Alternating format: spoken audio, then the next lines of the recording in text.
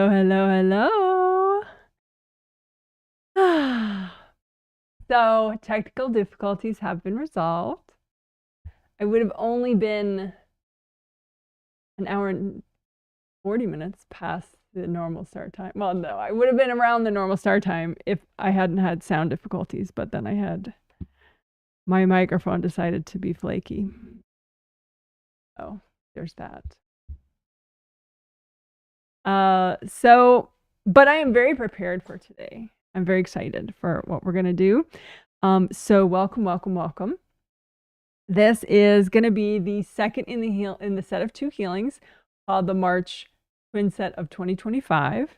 And the theme for this month of healings has been and is today wisdom, vitality, and inner child healing. How cool is that? So you could sort of think of the healing and what we're doing today. There's going to be quite a bit we're doing today. So let me change my heading.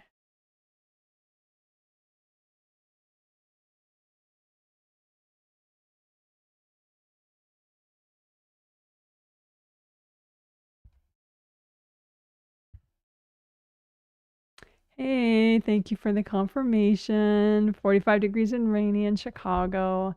Here it is rainy for sure and dark and probably about 45 as well, Fahrenheit.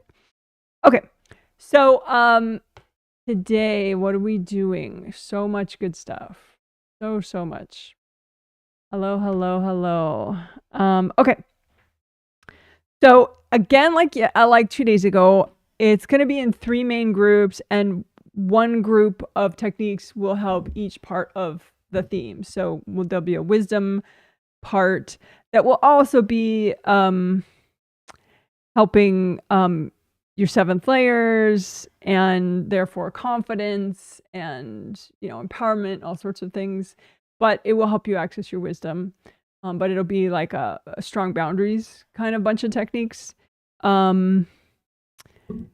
Basically like specialized unblocking of astral and physical 7th chakras. So that'll be one to help boundaries and to help wisdom. And then the other one that is there's another section for vitality. Well, I should do it in order. Because the boundary stuff, I think, is going to be the middle section that we do in the healing. So the first section that we do after the 5 essentials work, grounding or repair, chakra repair, creative ring repair, and good karma window repair, will be clearing fears and helping your inner child.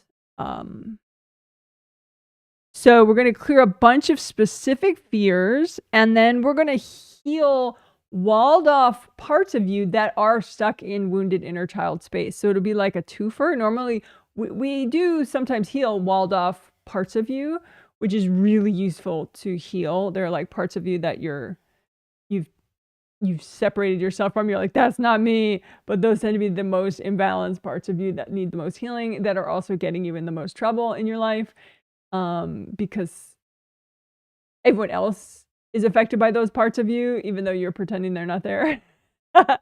So healing walled off parts of you is always a good one to do. But this one is healing inner child, wounded inner child parts of you that you've walled off so that they haven't been healed by how our normal heal wounded inner child techniques. Because you like extra just said, no, that's not me, and so I think that will be great. But it's in the same section as all the clearing fear stuff, because I think when we clear all those fears, that's going to just prep you better for just feeling like totally ready, like it's no big deal to heal these wounded inner child parts of you that are walled off. And of course, healthy and gentle, we'll only do what's healthy and gentle to do right now. Yada, yada, yada, of course. So that's will help with, courage, less anxiety, possibly better sleep. All the clear fear stuff helps with all that. Also abundance, because clearing fear is first chakra at the base of the spine, but that's also abundance. First chakra is also abundance and courage. So that could help a lot of different things. And of course, inner child healing. So that's that. So that's really chronologically in the healing after the 5 essentials. That's what we're going to do, is the clear fears and inner child healing section. And then I already explained the boundaries and wisdom section that we'll do after that, which is specialized unblocking of and clearing blocks in the outermost layer of your astral body aura and your physical body aura, to help with boundaries and wisdom. It will also help reduce, it should probably help reduce like energy leaking. You know, you can have energy leaking out from like shoulders or legs or something. And sometimes that's because, you know, hard objects have gotten there and created a rip, but other times it's just that you're kind of like, the boundaries of your limbs is not strong enough because there's energy that's not yours coming in at you from wherever direction, right? So if you have stronger boundaries in your 7th layer, it makes it much harder. So harder for invasive energy to come in. So you have less invasive energy coming in. So it could fix also the energy leaking problem as well, because then you can sort of naturally heal up and stay healed longer, without all that invasive energy coming in from people and beings. So anyway, that's a boundaries and wisdom section, which will be basically unblocking your 7th layers strategically enough so that they're much stronger for you as boundaries. That's the middle section. And then the vitality section, I will make a different heading for that one, just so later I can make it a chapter. When I do the little video chapters, maybe late tonight, by late tonight. So for vitality, which is part of the theme, we're going to do several things. They're all pretty simple and straightforward, but there's like 4 different things really. One of them is a repeat from 2 days ago, which I felt, even personally, I felt was very effective. Clearing energy blocks that trigger when you even think about exercising or stretching, like doing physical stretches or physical exercise. What triggers, you know, and it could be a million different things, from past lives, from this lives, energy dumped in your space from somebody else, so many things, but you don't have to know what it is. You just clear whatever baggage and junk triggers when you're even contemplating exercising and stretching or stretching. So that's cool. And hopefully that would make it easier for you to exercise and do stretching, and also like feel better while you're doing it, and therefore maybe do it for a longer time period or more regularly. So that's good. And then another vitality thing is unblocking your sleep slide, which we have done on and off. You know, we probably end up doing it once a month, I would think, maybe slightly less than that. But anyway, so that is supposed to help your sleep, and going back to sleep, make it easier to go back to sleep and to go to sleep in the first place, which, you know, your quality of sleep has a lot to do with your body vitality, because if you're asleep for longer than, you know, at a time, then you get to have deeper sleep cycles. You get to go into deeper sleep cycles. So then your body gets to do like restorative work that it does in, you know, when it has a little bit bigger chunk of sleep. And I'm not an expert on sleep cycles, but you could Google it and learn a little bit about it. It's pretty interesting stuff. Sleep cycles, understanding sleep cycles, that type of idea. So that's another thing we're going to do, is unblock your sleep slide, which is easy. Clearing RAD blocks, RAD, RAD, resistance, avoidance, and denial blocks. That always helps. I was looking at specific people for specific reasons. They really needed it. A lot of times you're avoiding, if you're those energy blocks, that baggage that you're avoiding is in your physical body space, then you might like tune out or be less focused because you're too busy avoiding coming into contact with that baggage. So obviously it's just easier to clear it, then you don't have to avoid your body and being physical and being present. And then the other vitality thing is we'll do repairing and unblocking of key energy centers in traditional Chinese medicine. You know, they have meridians, energy pathways in your body, and with each meridian, it's like a river that flows into the next river and the next river. And so the first point and the last point, the first energy center and the last energy center in each meridian is pretty key. And also, we're going to just pick like the worst points, worst energy centers within each meridian, and heal them all at once. Worst meaning most in need of repair or unblocking. So we'll repair and unblock first, last, and worst points of all your meridians to the extent that's healthy and gentle to do right now.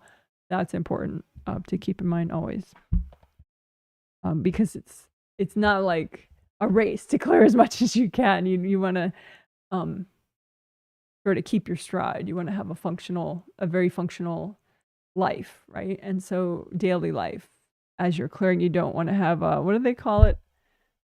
They call it a healing crisis. The people, they don't even think that that's possible, not to have a healing crisis. They think that, you're going to, if it's a good healing, you're going to basically kind of fall apart after it because it's a healing crisis. So that's not what I aim for. What I aim for is for you to have a very fully functional experience of your post-healing, time, that you'd be able to surf it nicely. So,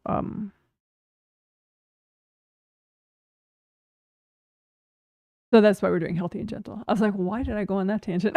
So that's what healthy and gentle is about. And unblocking your grounding regularly. Because if you unblock your ground, keep unblocking it later, after the healing. That helps a lot. And I do have a short video playlist with lots of short options, including 2 different grounding videos in there. One's probably 5 minutes long and one's probably 7 minutes long, something like that. But they're cool. All sorts of good, easy options in that playlist. But grounding options are there in that short video playlist. And that playlist is featured on my YouTube channel page.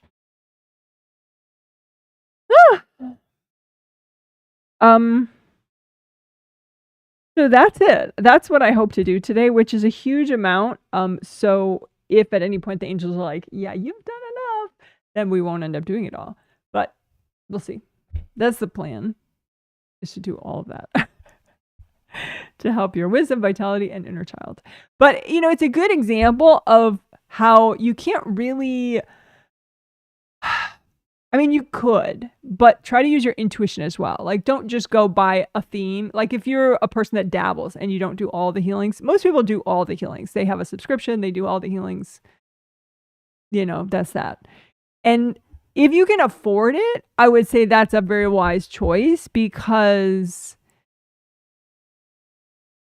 the healings have a good cumulative effect. And if you're regular with them, it's just like you just grow faster. So, it's ideal. But if for financial reasons or for some other reason, your preference is to just pick and choose and do ones here and there, a set here and then wait and then do a set there, and try to use your intuition and don't only go by the literal words of the theme, because as you heard just by me listing all that, today's stuff is going to help a lot of different things. Like, there's a huge bunch of clearing fear stuff that we're going to be doing, which helps courage, safety, and abundance, first chakra stuff. But that's not in the theme. Wisdom, vitality, inner child, how would you know it's going to help clear fear and make you less anxious? But it will.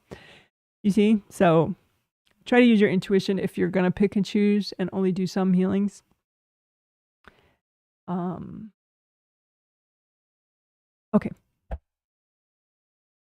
And of course, you can always ask your angels and use your intuition about what your angels say, because they're going to be much better able to predict, what's really going to be in the healing and which sets would benefit you the most if you're going to pick and choose.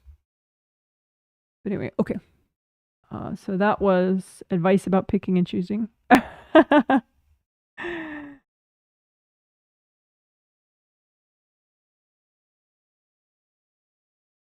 I'll try to make that its own chapter.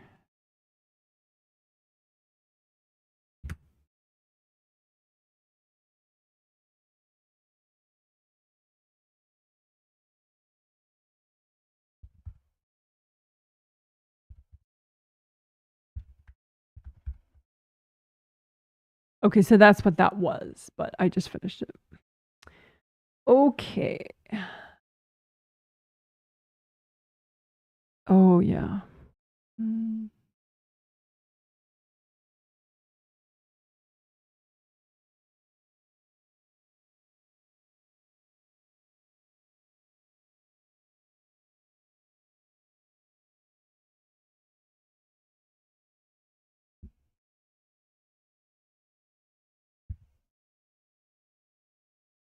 Okay, so there's some just general sales stuff, but also news about the triplet sets. So I'm going to put my website for those of you that don't know it or keep forgetting it. There it is. It's just like the YouTube channel pretty much. But anyway, jwhealing.com. But okay, so June, that blows my mind. But April and May healing sets are on sale right now on my website, jwhealing.com. And you're welcome to purchase a set of healings. They're very economical. There's sliding scale pricing, yada, yada, yada.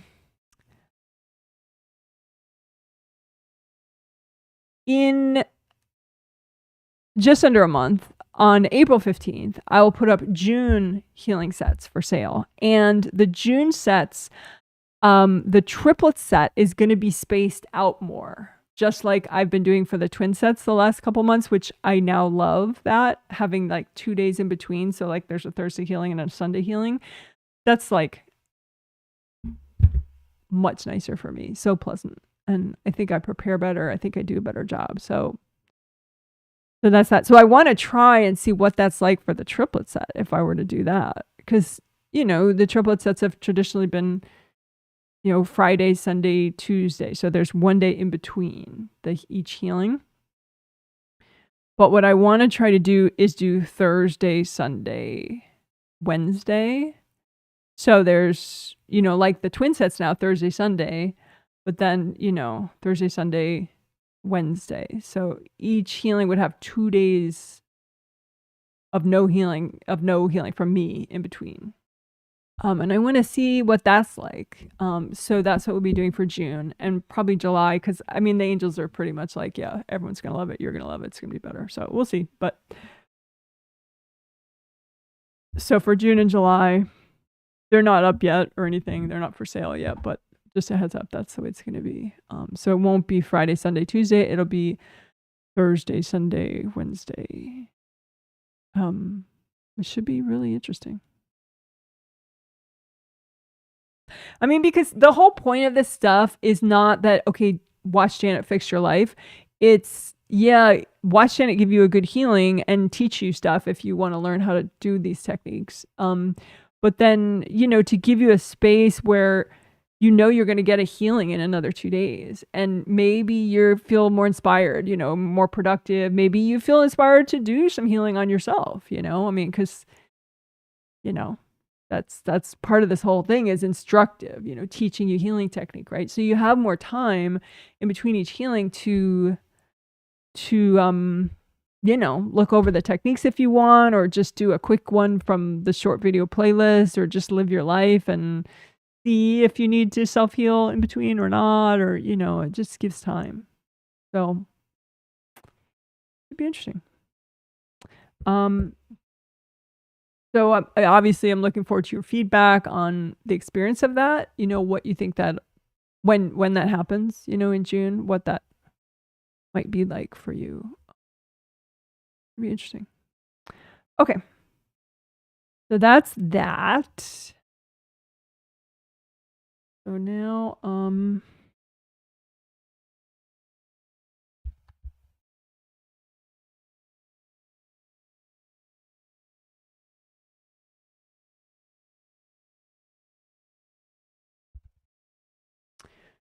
now before the healing and before the 3 minutes of quiet, so I'll look at some chat comments, basically like, what's your weather like? That kind of cute stuff.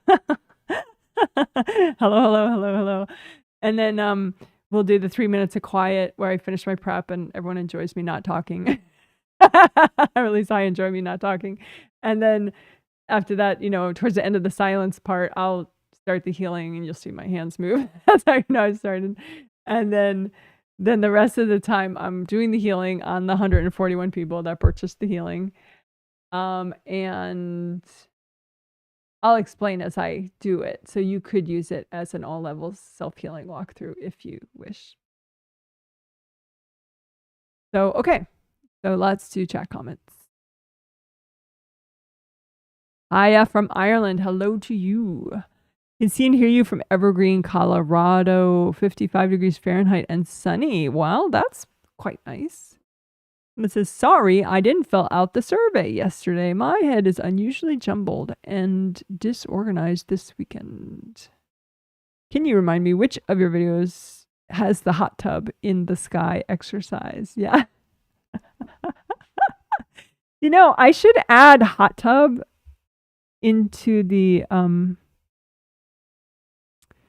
as a keyword for that video. Hot tub is probably not a keyword. Sky jacuzzi is what I called it. But yeah, sky hot tub, that would make sense too. So I'll have a sky hot tub or a hot tub in the keywords soon. So if you search Janet Wright sky hot tub, you should be able to find it. But at this point, at this moment, you'll find it if you search YouTube for Janet Wright out of body meditation or Janet Wright sky jacuzzi. Either one of those will pull it up. But yeah, it's a nice guided out of body meditation. My only one at this point, where you're supposed to be out of your body when you do it. So don't you dare drive while you're doing it. Shocking that I actually have to say that. But apparently I've learned over time that I do have to say that. For driving and going downstairs and handling sharp objects, you want to be as in your body as possible. All right. Hello, Jan. I can see and hear you. Okay, lovely 12 centigrade today, which I have no idea how warm that is. It's going to take me a bit to look it up. So I'm going to guess that was maybe in the 50s. Fahrenheit. Someone says, I like the new spacing of the healings. Oh, of the twin set and potential, and starting in June, the triplet set. Oh, that's good to know. Someone says hi, and you're saying hi to somebody else. Oh, and you're saying what it is, yeah, which I said too. Okay. Alrighty. Oh, right.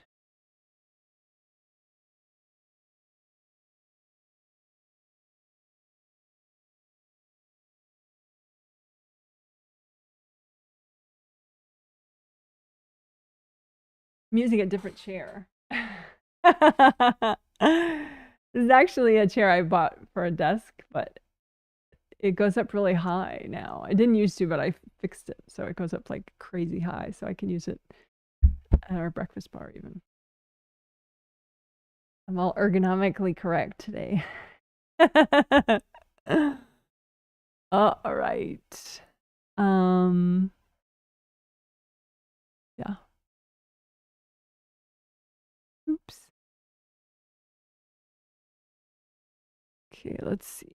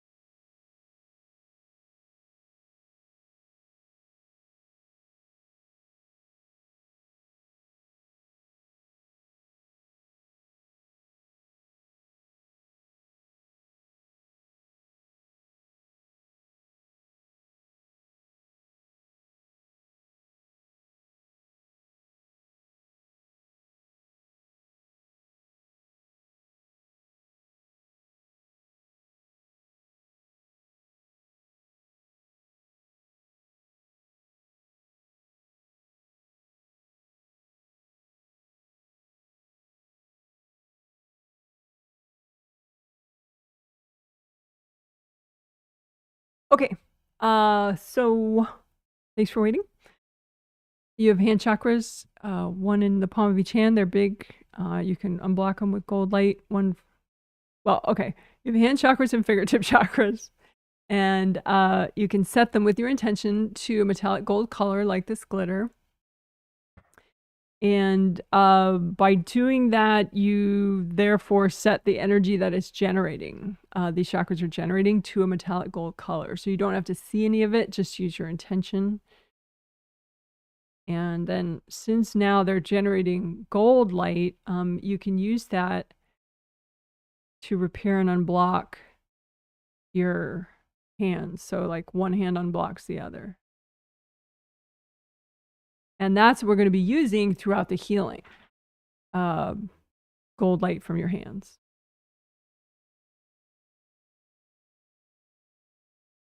And you can make a copy of yourself and home through it. You make a copy out in front of you of all your 17 auras, your physical body and your astral body are inside there. Your groundings connect you to the core of the earth. Comb through it all.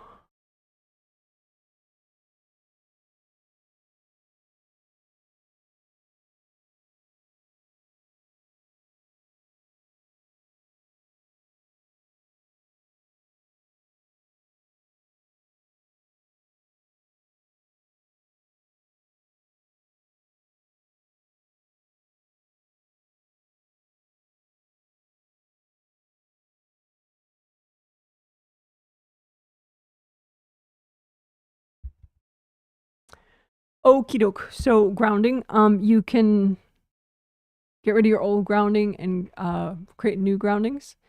So you want to make your new groundings red or orange or yellow, both the same color. Make them nice and wide as all your auras, and wide all the way down to the core of the earth. Then make a copy out in front of you of those new groundings that you have and clean them out. Lots of gold light. Wash out any blocks. Make your groundings come up high as your third chakra. Your third chakra is right beneath your sternum bone. You know, I'm going to do a test, and you can tell me if the sound is worse with the microphone lower. So hold on one sec. I'm going to test, and if you could tell me, okay, sound is good enough or it's not good enough when the microphone is lower.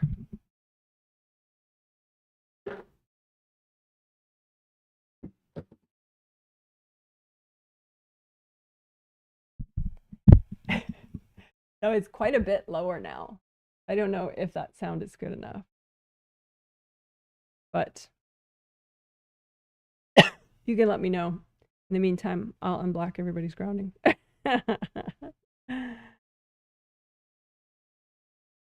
So indie grounding is where you use gold light and you wash the outer surface of the groundings with gold light. And you melt away attachments going into your grounding from other people's grounding.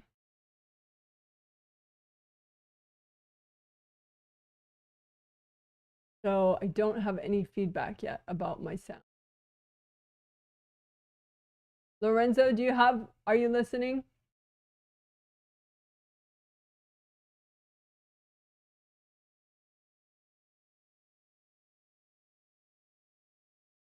Nobody's giving.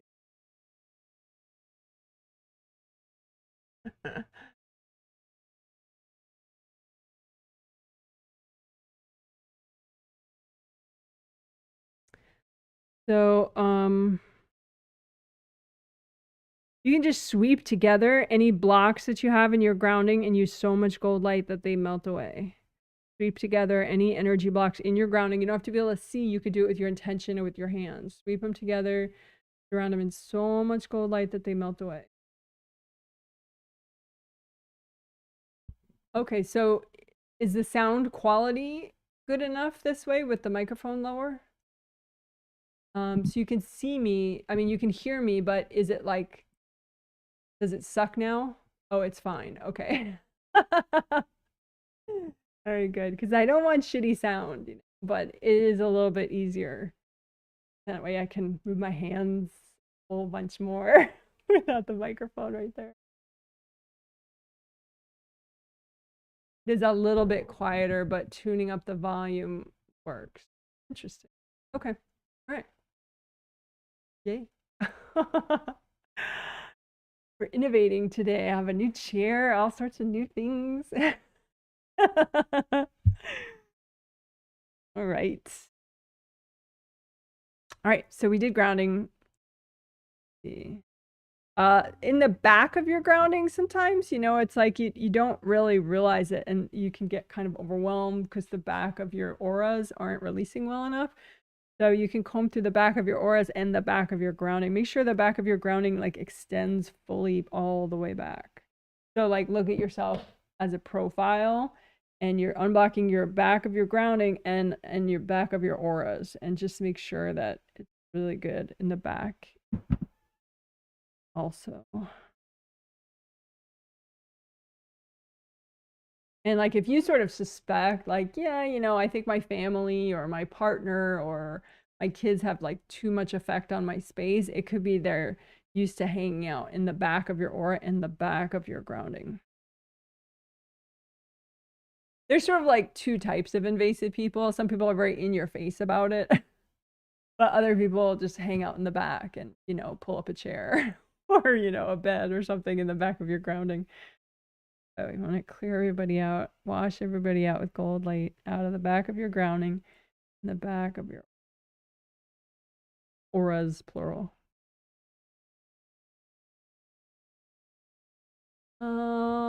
Definitely not shitty sound. Sounds just fine. Thank you. All right, well, cool. So I think that was enough grounding and sound check. That was grounding plus mic check. So thank you for that. Appreciate that. A volunteer sound crew.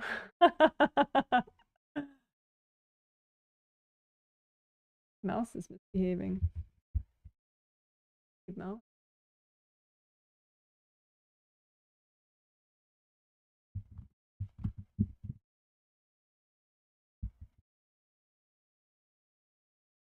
Okay, so aura repair and unblocking. Just imagine all your auras out in front of you. You have 17 auras. Sounds like a lot. Get overwhelmed. It's easy. So just your astral body aura, physical body aura, and then 15 auras called Wei Qi auras, which are fabulous things. They should be filled with gold light, and they help you to have strong boundaries. So you just imagine all your 17 auras all out in the same, you know, a copy of them. They're pretty much in the same place, and just comb through all of them and check for rips. And since there are 17 auras, you could have a lot of rips. But that's okay. They're easy to repair. So first, you just want to just get a sense of if you have a bunch of rips up here or a bunch of rips back behind your head or wherever. It's kind of good to just teach yourself how to find them and be like, oh yeah, okay, yeah. But then now, to heal a whole bunch at once, just use composite copy technique. So you make a copy, you make an image of a rip, you know, it could look like this if you want. And you say with your intention, okay, this represents all the rips in my 17 auras. And as I repair this rip, it's gonna repair the actual rips, right? So you make your composite copy rip, and then you want to clean out the rip first, and then use gold light to heal. Right? So fill it up with gold, sticky gold wax from your hands in order to clean it out. So sticky gold wax is gold light from your hands that sticks to everything that's not you. So fill it up with gold, sticky gold wax. So that way it'll stick to all the junk in this rip, like invasive people, invasive beings, and hard objects from other people that got thrown at you. So then you can remove it all as a lump. Sticky gold wax and all the junk. Angels, here you go. Hand it to your angels. Sticky gold wax. All the junk at once. Angels, here you go. Now you could use gold light and get it really deep in there so that it starts repairing.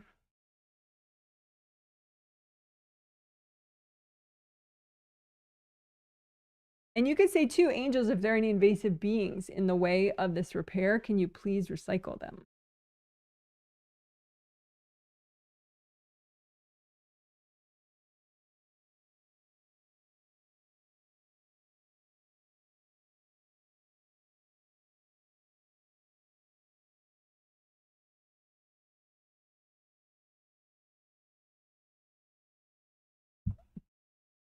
And you can have all sorts of leftover aura hardness. I've like labeled it all and described the different ways, blah, blah, blah. You can have leftover aura hardness after you've repaired the rips. But you don't have to know all the details. You can just put out in front of you any leftover hardness in your auras from, you know, damaging experiences. All that aura hardness, just make a giant pile of it out in front of you from any of your 17 auras. And you can say, angels, if there are any invasive beings hooked into any of this, can you please recycle them? And then you can melt cords from people going into these chunks of hard energy, hard compressed energy.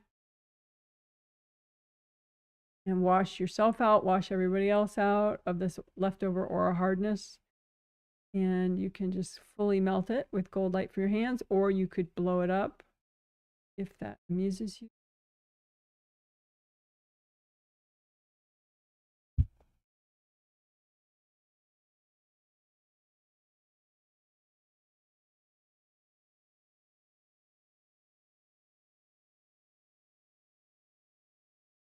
To redo your gold buffer zones. And there is an 18-minute video on that. If you don't understand what they are, you want to learn more, search Janet Wright gold buffer zones and you'll find it.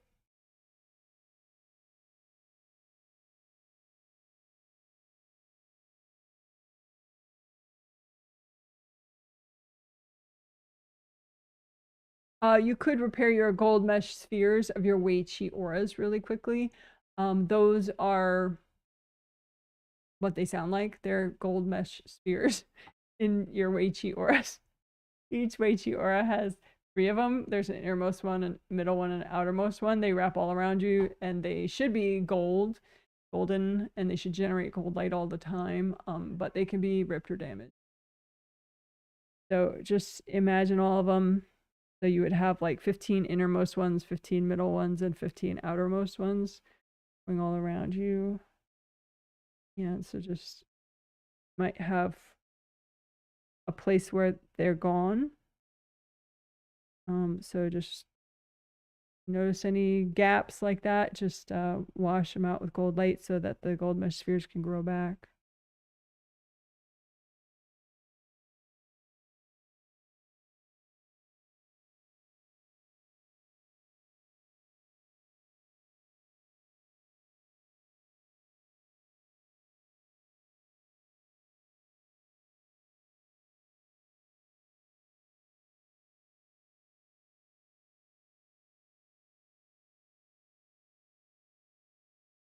All right, good job.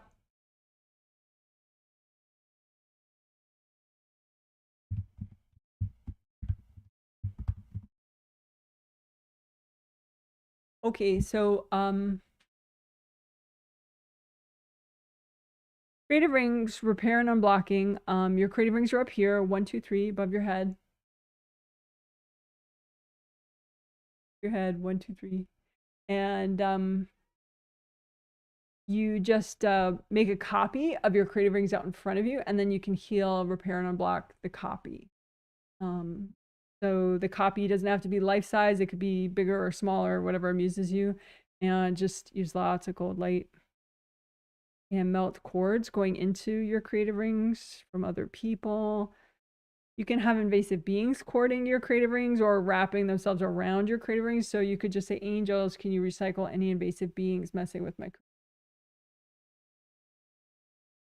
So again, that's angels. Can you recycle any invasive beings messing with my? And your creative rings have flaps. To get my fabulous drawing of creative ring flaps.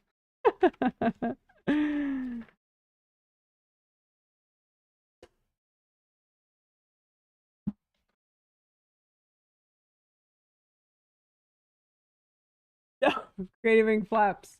This is what you don't want it to look like. You want the flaps to be closed so you can't even tell they're there. So it would be a nice smooth round surface of each creative ring. This is like a top-down view. But if you have cords going in and therefore they're sending like an irritating energy that's not yours into your creative rings, then the flaps will pop open.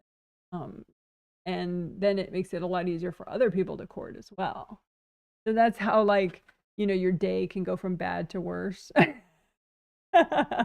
One of the many ways is that, you know, if you have some cords going in and then you don't do anything about it, you don't reground, you don't clear them out, anything, nothing at all, then it's just easier for more invasive people and beings to cord you even more. And then you're just like, and you just really, you know, so let's not be that way. All right. So you can even bring up purple earth energy straight from the core of the earth just for your creative rings. Like purple would be too high a vibration for your grounding. For your lower chakras, they wouldn't be happy with purple. But if you're going to bring up a grounding just for your creative rings and even for your 7th chakra, we could do that too. Imagine your 7th chakra, which is oriented this way. Purple is a good color for your 7th, so I should probably demonstrate.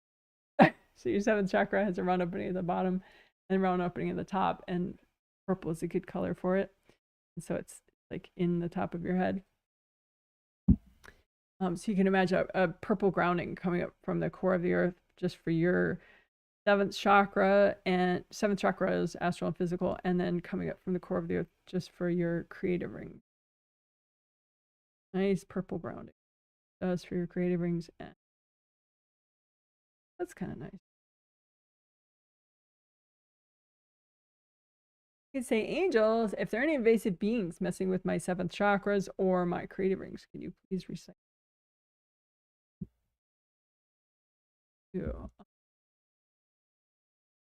Creative rings and 7th chakra.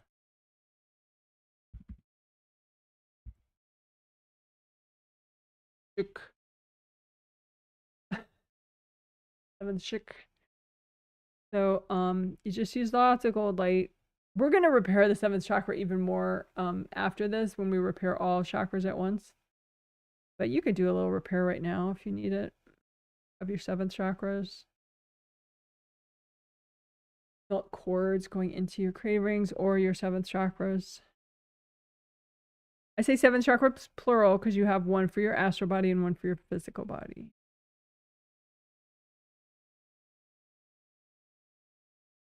You need more confidence, you need more focus. This is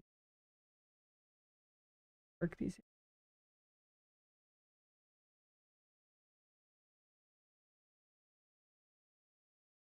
Wash everybody else out. Areas, melt cords. People and angels, if there are any invasive beings screwing with these areas, can you please recycle that? Oh.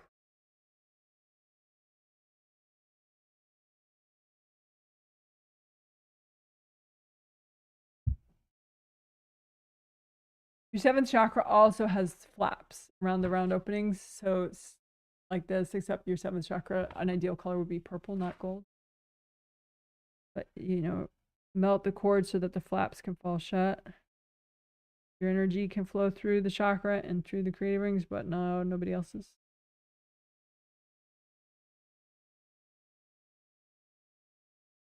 All right, good enough.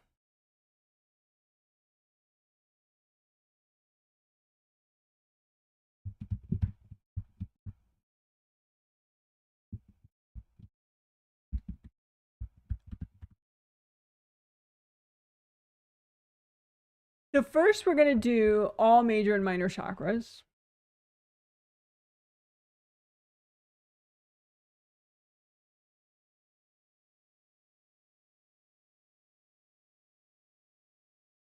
Yeah, I think we're going to, later in the healing, we'll do just certain key minor chakras that are, you know, traditional Chinese medicine acupuncture points. But right now we'll do all major and all minor chakras, which includes all of your acupuncture. But it also includes all your major chakras along your spine. It includes chakras that you have around each joint, all around the major limbs, everywhere. You have a lot of chakras. So basic chakra shape is an open cylinder like this, right? So you just make an image of a chakra out in front of you and you say, okay, well, this represents all my major and minor chakras. And then you use that as a composite copy chakra to repair and unblock. And as you're repairing and unblocking this chakra, it represents all your chakras. So you're repairing and unblocking all your chakras. Your intention is you want to only do what's healthy and gentle to do right now. So melt cords, melt energy blocks, repair damage, all with gold light from your hand.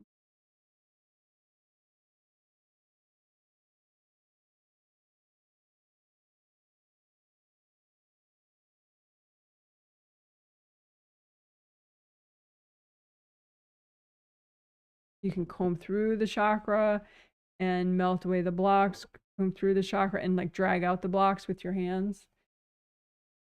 Okay. So you're combing through the chakra with your hands, drag out the blocks. Or the alternative is you raise up the block, melt them away, raise up all the blocks.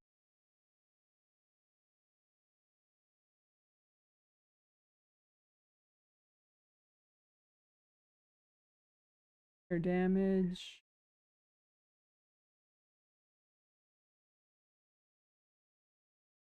You could bring up a red grounding, because these are all your chakras, so including acupuncture points, but including, you know, all your major chakras, including everything. So red is like the safest vibration for all of them if you're going to do one, like an earth energy soak for all of them. So you can bring up red earth energy from the core of the earth and soak this composite copy chakra in the red earth energy. So you're soaking all your chakras in earth energy, just a little nice calming wash. And more gold light.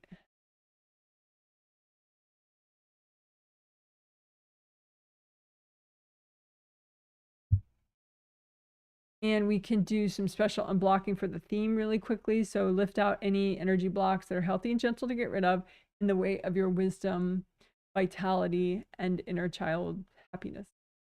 Right? So lift out those blocks, melt them away. Lift out those blocks, melt them away. So any energy blocks in any of your chakras that are healthy and gentle to get rid of in the way of the themes, wisdom, vitality, inner child happiness. Out those blocks. So much gold light that you melt them away, or you can blow them up.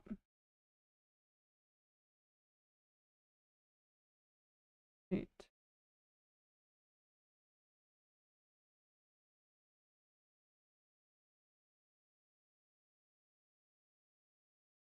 You can also, you might have a theme that you care about right now, like a project you're trying to make progress with, or some area of your life, you know, be it love life, or, you know, being able to do taxes, or, you know, you want to stop comfort eating late at night or something. So you may have an issue or several that are, you know, especially important to you these days. So we could say, you know, your most important issues, right? So any energy blocks in any of your chakras that are healthy and gentle to get rid of to help you with your most important issues, right? So lift out those blocks and melt them away or blow them up. So any energy blocks in any of your chakras, it's healthy and gentle to get rid of, that'll help you move forward as you work on your important issues. Lift out those blocks, blow them up, or melt them away.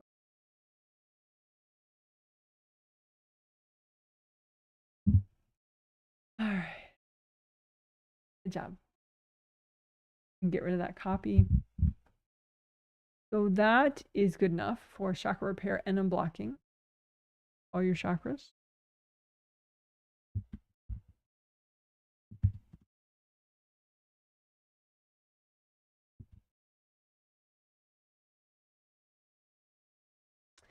Okay, so what we're about to do is something that there is a short video on, just this much, in my short video playlist. And that's pretty much the title of the video, what I have here at the banner. Good karma windows is what GKW is. Okay, So let's do it. So good karma windows are back here. They're in your astral body aura, one window per aura layer. So 1, 2, 3, 4, 5, 6, 7. And they're little triple frame windows. 1, 2, 3. And so they're just like, it's a place where you bring in your good stuff, new energy. You also can bring it down straight into your shoulders or bring it down through your 7th chakra, through your creative rings and through your 7th chakra. But this way is a common way to also to bring in new energy of yours. But it can, if it's damaged and blocked, then invasive energy can get in this way. So you want to just unblock, melt any blocks, any blocked energy, and repair those windows. And melt any hard objects that maybe are stuck in there that someone threw, like if someone's threw like a spear-like kind of object, could just be sitting there, stuck in some of the damaged windows. So you just have your copy out in front of you, and if you can't see energy, that's okay. Just do it with your intention and clean out this area.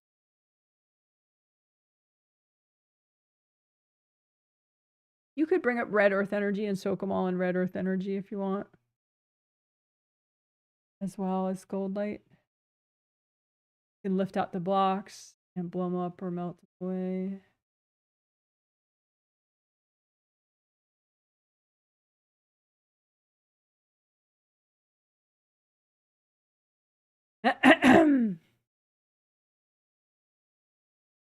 Excuse me.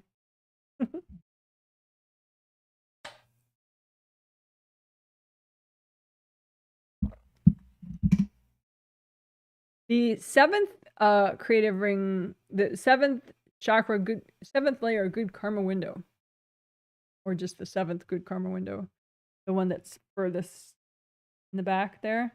That one is the most important one for boundaries, just because your outermost layer is like your first line of defense against external energies. So you could spend just a little extra time on that 7th one.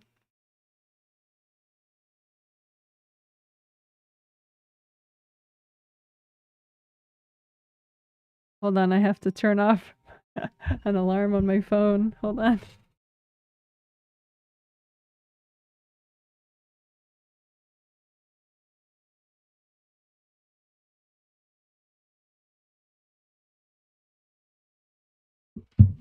Sorry about that.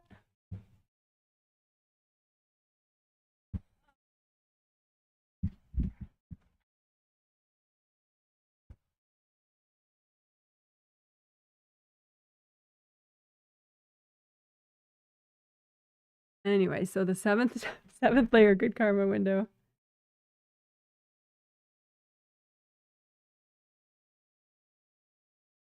You say, angels, if there are any invasive beings messing with this, can you please recycle them?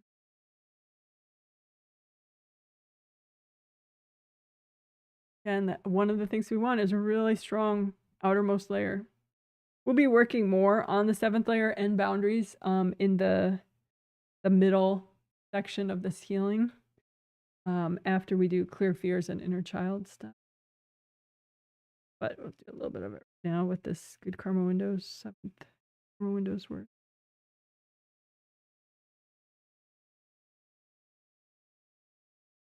Okay, so base of skull points, they're shown in the diagram right there. So it's 2 rows at the level. One row is at the level of the top of the earlobe, and 1 row is at the level of the bottom of the earlobe. So those 2 rows, that's what I call base of skull points.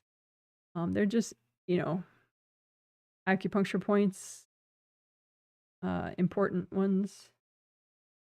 All acupuncture points are very cool and important.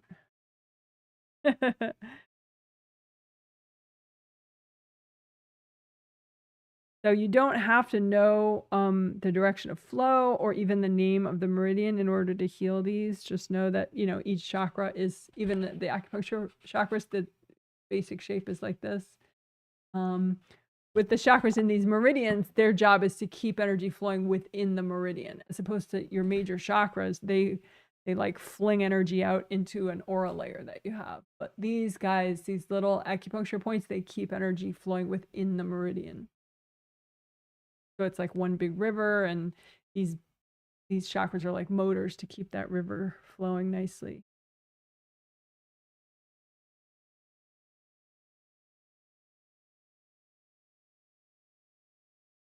So, but in case you want to know about the names of each one, I'll say the names as I heal them. So the midline one, going up the midline, that's GV, governing vessel meridian. And we're actually going to do a bunch of points on that from the bottom line of the base of skull points. That's 15, 16 that are really close to each other. That midline meridian, right? 15, 16, and then 17. So 15, 16, and 17 are all base of skull points. But then there's 18, 19, and then 20 is in the top of the head. And 20 is also block. Oh boy.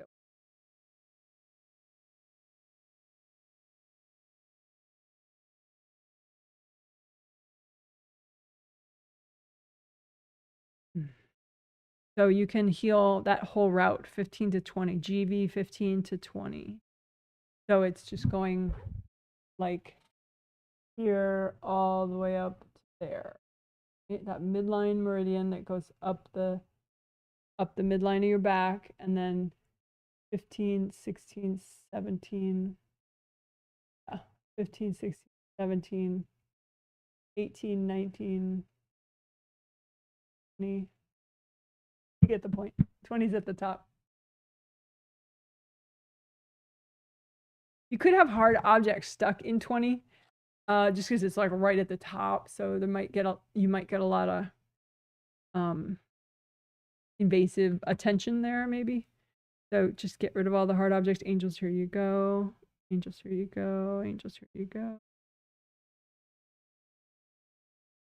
You say, angels, if there are any invasive beings messing with this GV20, could you please recycle them?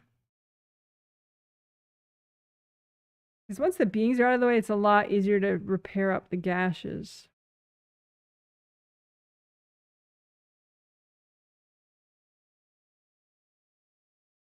All right, and then the other base of skull points, those yellow lines, that's urinary bladder meridian. The direction of flow is down for that right there. And then the blue-green line out from that is gallbladder meridian, GB, gallbladder, and that is downward flowing right there. Like I said, you don't need to learn all that if you don't want to. Just, heal it so that it's like a nice red flowy river. Each one is like a nice red flowy river.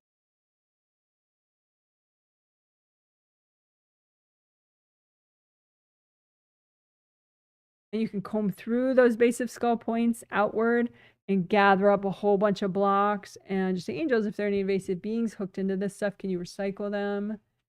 And then melt people's cords out of those blocks.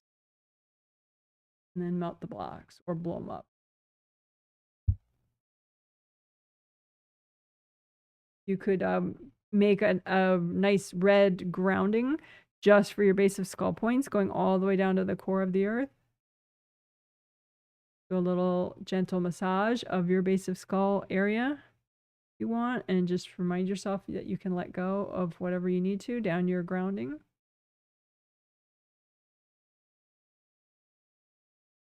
Again, comb through the base of skull points, drag out anything that's not you. Angels, can you help me with all that?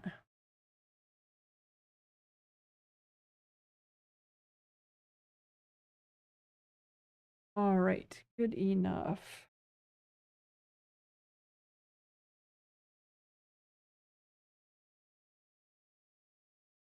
Good.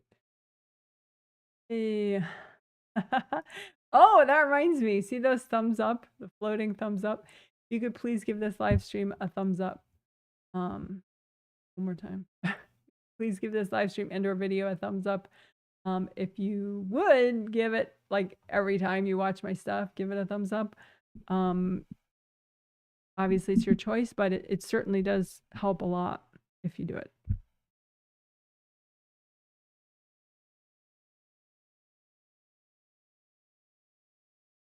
All right, so now let's get to the theme related, more specifically theme related stuff that I discussed that we're doing today.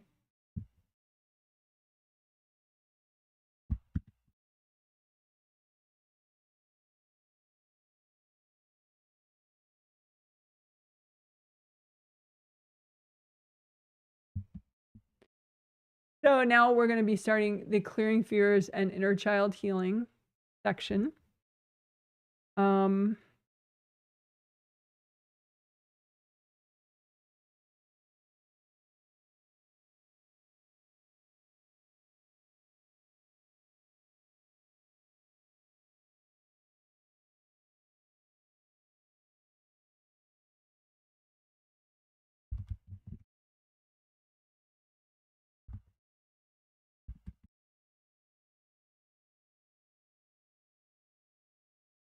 So we're going to clear 3 different groups of fears the same way. So I don't really have to make them different chapters, but I might. But anyway, so when you clear fear, you just put the energy blocks out in front of you and then you melt them away or blow them up. And you want to do what's healthy and gentle to do it one time. And you can do it mindfully where you have angels recycle any invasive beings hooked into them and melt cords from people going into them first before you blow them up. But anyway, let's get to it. So you may have maybe just subconsciously a fear of vulnerability, fear of being vulnerable, which can make you sort of unfairly judge or wall off your inner child parts of you, or more innocent parts, trusting. So you can go ahead, put out in front of you any energy blocks in your space that cause you to be afraid of being vulnerable, even just subconsciously. And these can be past life blocks too, blocks from past lives you haven't cleared. So any baggage causing you to fear being vulnerable or causing you to fear authority. So just put all that baggage out in front of you and you say, angels, is it healthy and gentle to clear all this right now? And then your angels will edit the piles for you. And then you could say too, angels, if there are any invasive beings hooked into this stuff, can you please recycle them?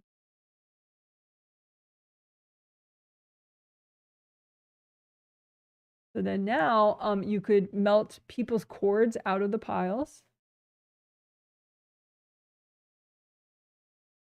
And then you could blow up the piles or just keep melting them yourself with gold light from your hands.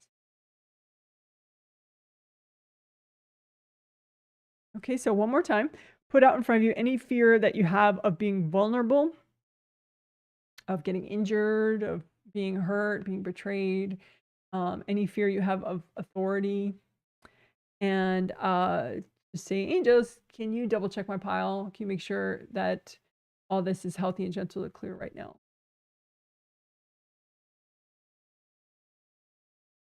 And you can also say, angels, can you please recycle any invasive beings that are hooked into this junk?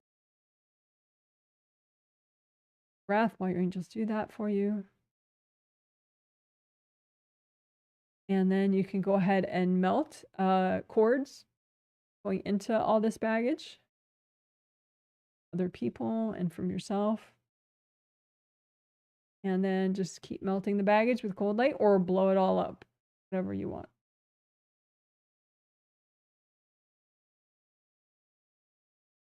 If you have any left over that's not melting, you could use extra gold light. And if it's still not melting, just give it to your angels. Say, angels, can you help me with it?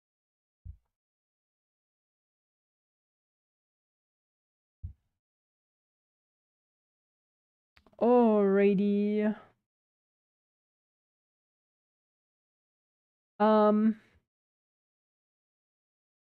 So the next one we're doing is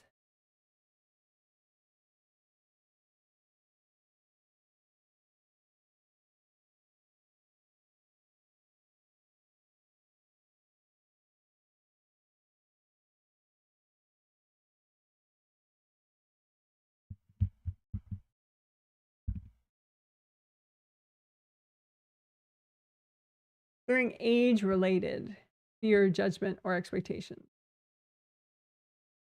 So just put out in front of you any fear you have about growing old, maybe, or not being old enough, or being too old. Any fear you have, or judgments that you have about, you know, your age, any expectations that you have. Expectations are very rigid. They're kind of like cousins of judgment. So put out in front of you any expectations that are blocking you up about your age.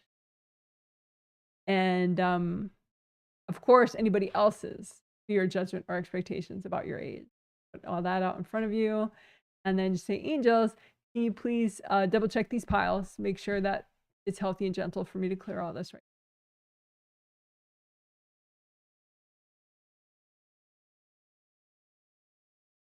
And then you can say, angels, can you please recycle any invasive beings that are hooked into this? And just do some deep breaths while you do that. While your angels do that for you. And then go ahead and blow up the pile or melt it with cold. Okay, so one more time really quickly. Any age-related fear, judgment, or expectations that are in your space from anybody or from yourself, and blow it all up or melt it away. All right, good job. So the final fear clearing that we're going to do right now is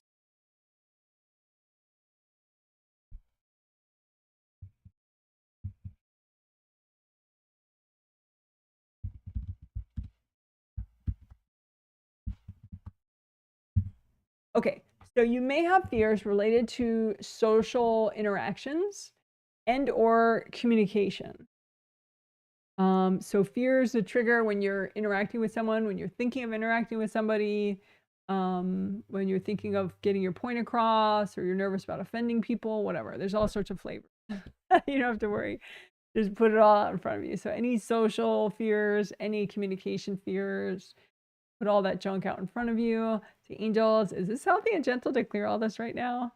That way your angels will double check.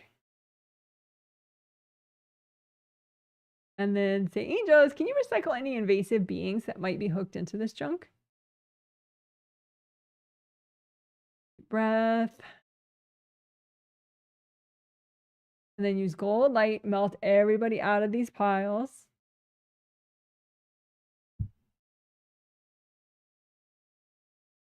And you could blow up the piles or just keep melting them with gold light till they're all gone.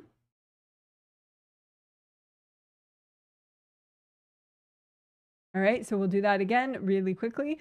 So put out in front of you copies of any social fears that you have, any communication fears that you have. You can throw in there love life fears too, since that's really about social stuff. So love life fears, social fears, communication fears, all that junk, right? The angels, can you check all this and see, is it healthy and gentle for me to clear right now?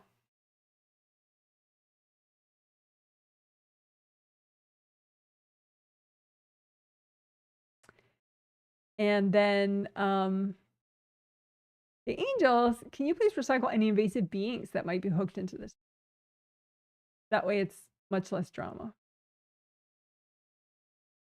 Deep breath while your angels do that. And then lots of gold light. Or you could just blow it all up at this point. Or you can melt it with gold light, whatever you prefer. Melt it all down to nothing.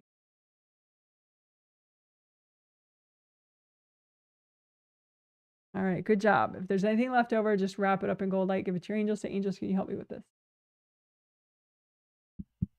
So that was clearing a whole bunch of fears. We cleared fear of vulnerability, fear of authority.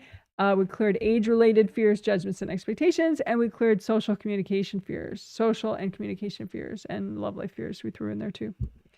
So now that's to kind of prep us. I mean, that's good all by itself, but it's to prep us for this interesting one that we're going to do.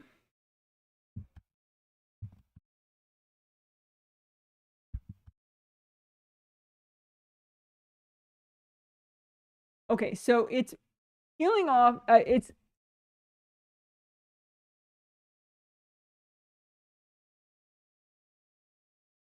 so wounded inner child parts, we have healed that in many healings this month, including the one 2 days ago. 3 days ago. But sometimes you wall off parts of you, and so you may not have healed those parts of you yet. These inner child walled off parts of you, wounded inner child walled off parts of you. Chances are you're not going to wall off a happy inner child part of you, because that's a pretty fun energy. So it's probably just wounded inner child parts of you that you may have walled off. But just like healing any walled off parts of you, it's easy and super worth it to do. The order in which you do it is important. So you're going to heal that part of you and then melt the wall, not the other way around, because you don't really need to, get all up close and personal with this wounded inner child part of you that you so didn't like that you walled it off. You want to heal that part of you first. And then once it's happy and you can just get back your life force, then you melt away the wall. And okay. So imagine a bunch of walls and wounded inner child parts of you that might be on the other side of these walls. And they could be from past lives or this life. It could be, when you were 16 or when you were 2 years old, doesn't matter, right? From this life or a different life. But anything that you still haven't healed, it's just walled off, right? And so then you say, angels, is it healthy and gentle to heal all these parts of me right now? And that way your angels will remove any that is too much for now. And then also, of course, angels, can you recycle any invasive beings that are messing with me or would mess with me in this process or messing with these parts of me?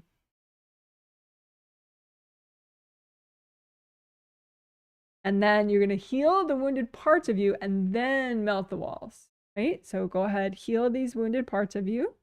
You can use gold light. You could use a tricolor earth energy soak, like straight from the core of the earth, red earth energy, then orange earth energy, and then yellow earth energy. Whatever you want. Just be gentle, obviously, because these are wounded parts of you that you so didn't want to deal with at some point that you walled them off. So, but now you're bigger and stronger. So they're healthy and gentle enough to work. So gold light, you can say, it's okay, it's all right. Okay, it's okay. Try to be comforting and soothing.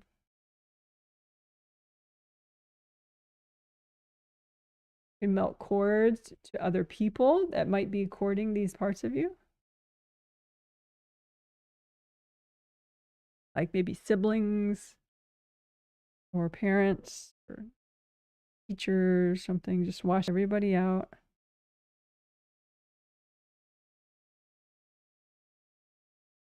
And you could make energy healing presents for these walled off inner child parts of you. So just make a whole bunch of presents out of universal healing energy. They could look like flowers. They could look like little gifts or little toys, whatever you want. And whatever vibration that you feel would be most healing for these wounded inner child parts. And say, angels, can you check my presents? And then go ahead and put them at a respectful distance in front of each of these wounded inner child parts of you. And just notice if your wounded inner child parts of you accept the gifts or not. Either way is okay. And then you just say, angels, can you help me finish healing these parts of me?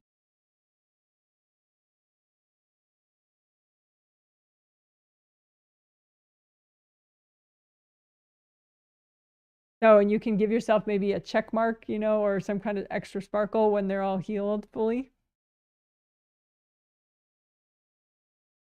And then once they're all healed fully, you can melt the walls between you and these parts of you so that you can get the energy back. And those parts of you may stay as inner child, but now it's part of your happy inner child self.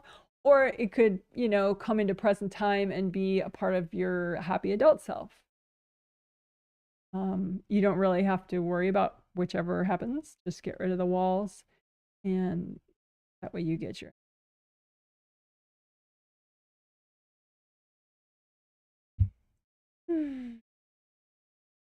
All right, good job. Woohoo. So let's do butterflies to celebrate that, right?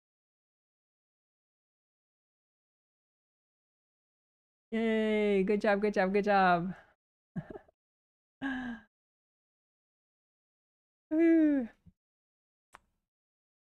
Right.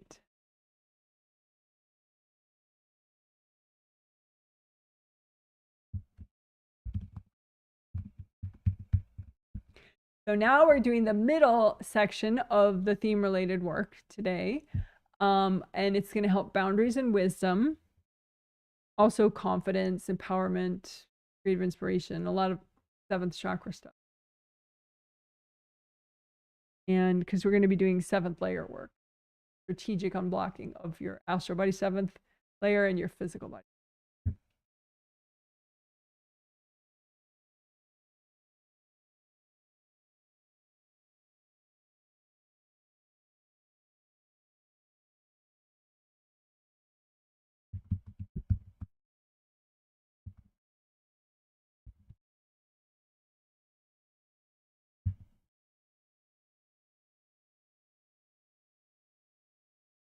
So for the sake of space, I'm just going to get rid of the word wisdom, but it helps with well as boundaries.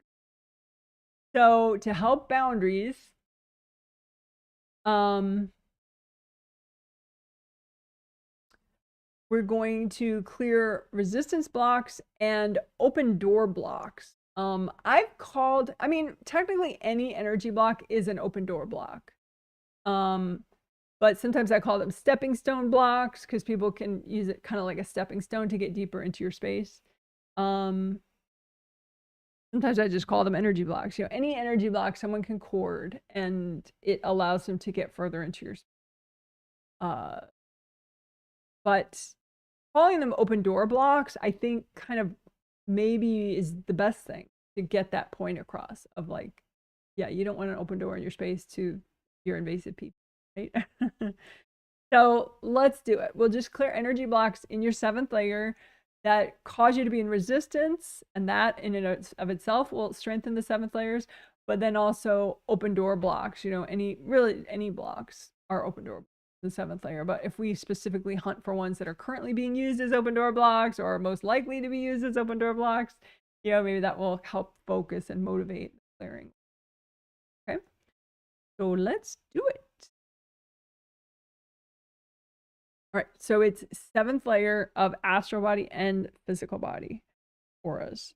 So the outermost layer generated by your 7 chakras, which is in your head and the top of your head. Purple is the chakra color. Orientation is this way, round opening in the top of your head.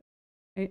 So 7th layers are generated, that energy is generated by the 7th chakra. 7th chakra energy goes up and goes out like a nice fountain all the way down to the bottom of your auras, and then it goes back up through your body, through the 7th chakra, back up again.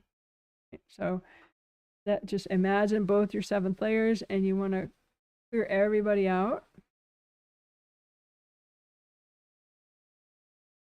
Set your 7th chakras to your favorite shade of purple if you want. That's what I would suggest as a good color, the ideal color for your 7th chakra, and therefore your energy will be generated at that color. So your 7th layers, your energy in your 7th layers will be. But just keep looking for blocks in your 7th layers and melt them away. If there's any particularly big ones, like you could make a composite of all the particularly big ones in your 7th layer and just say, angels, is it healthy and gentle to clear all these right now? That way, if there's one that's not, your angels will do it. And you can say, angels, if there are any invasive beings hooked into this junk, can you please recycle them? And then you can melt cords going into this bunch of blocks. And then just melt the blocks or blow them up.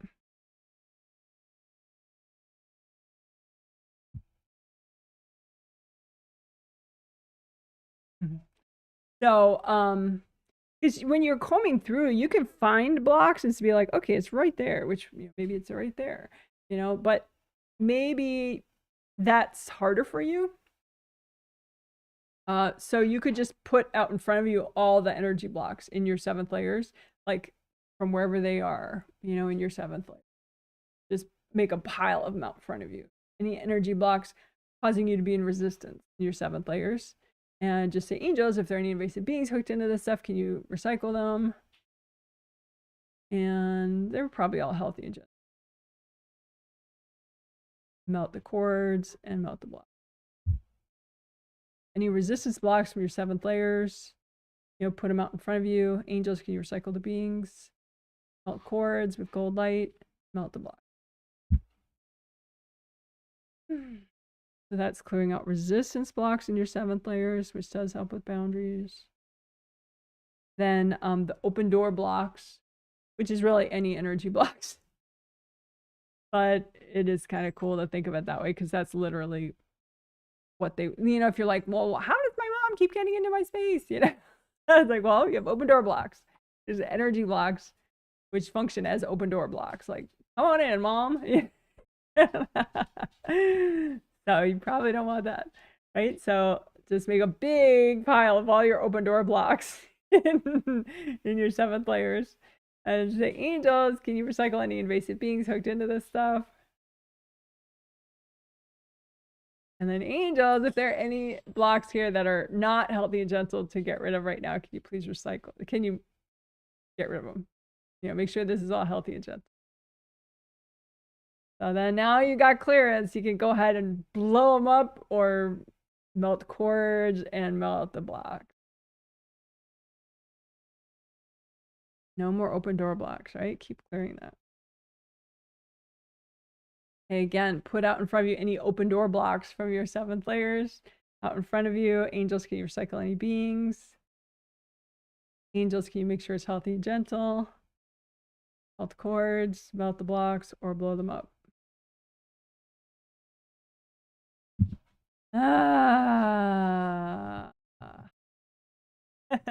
If you don't feel things right away when you're healing yourself, don't be discouraged. Some people only feel like a delayed effect, like so later that day or the next day they might feel more productive or more confident, or something's a lot easier for them. Ideally, of course, it's more fun if you feel it right away, but plenty of people don't. So don't let that stop you from healing yourself. Okay, so one more time, just put out in front of you any energy blocks in your 7th layers that are open door blocks, which is pretty much all of them. Just make a giant pile of them and say, angels, can you recycle any invasive beings hooked into these? And say, angels, can you make sure these are healthy and gentle to clear? And then go ahead, wash everybody out of these blocks, melt the cords, and melt the block, or blow them up.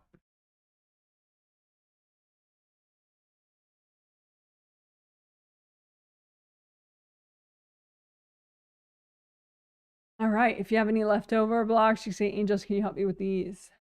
You can go ahead and check out your 7th layers. See how they feel to you now. How does your 7th chakra feel to you now?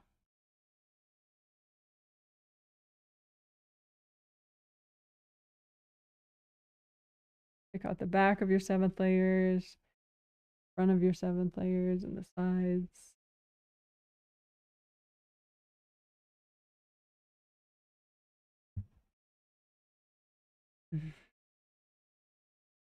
So see how that feels. Just take a few deep breaths. Check out, did your legs have the same amount of energy leaks as they did, 10 minutes ago before we worked that, or less energy leaks? Same thing with your shoulders, classic sort of energy leak places are shoulders, legs, knees, elbows. So just breathe into all your major joints, limbs, in your toes.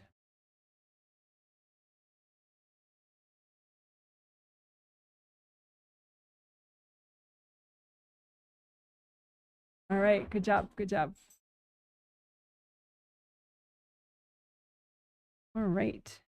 So that was the middle section of the theme-related work that we're doing today.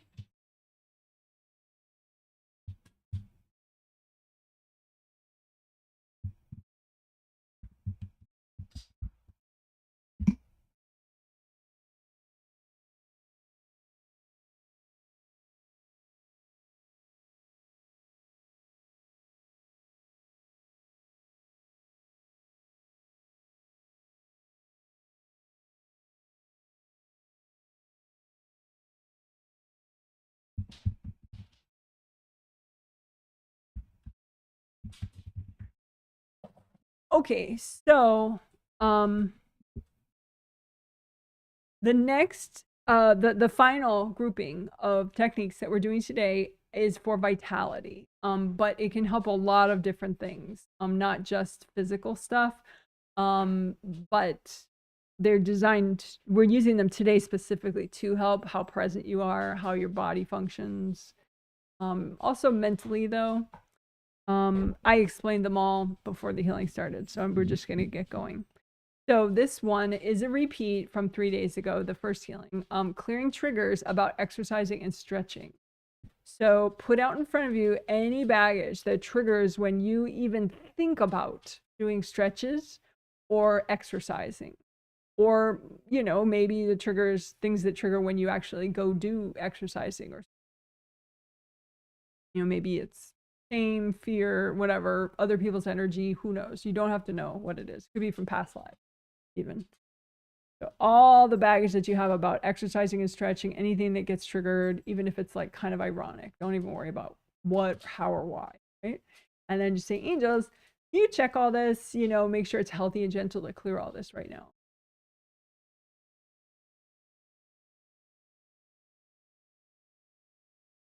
Deep breath. Then you can say, angels, can you please recycle any invasive beings that are hooked into this junk?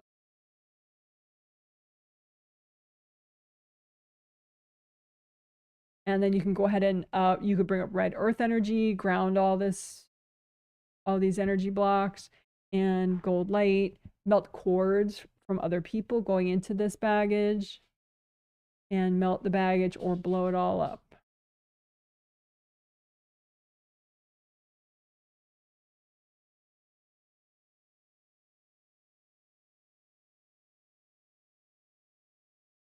All right, good job, good job.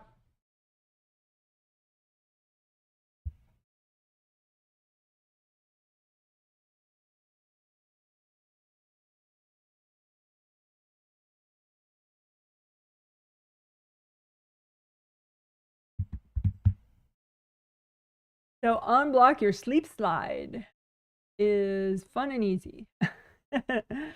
So your sleep slide is your path to the astral when your body is falling asleep.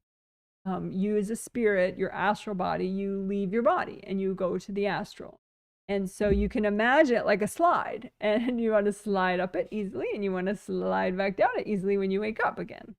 And if there's too many energy blocks on your sleep slide, then it's hard to fall asleep. I mean, there could be other reasons why it's hard to fall asleep. For example, chakra damage is a very common reason why it would be hard to fall asleep, because you have aura damage or chakra damage, then invasive energy can come in and kind of wire you. So you're like jittery, too jittery to fall asleep. Your body has to be peaceful and mellow to, right? So there are basics of repair and stuff, like the 5 essential stuff that we do at the start of the healing that can help sleep. But this sleep slide is another thing. So you imagine your sleep slide and see, can you slide up it easily? And can you slide down it? So can you slide up it to the astral, and can you slide all the way down it? And just imagine any energy blocks that are on your sleep slide and melt them away. If there's any people on your sleep slide, just wash them off your sleep slide with cold light.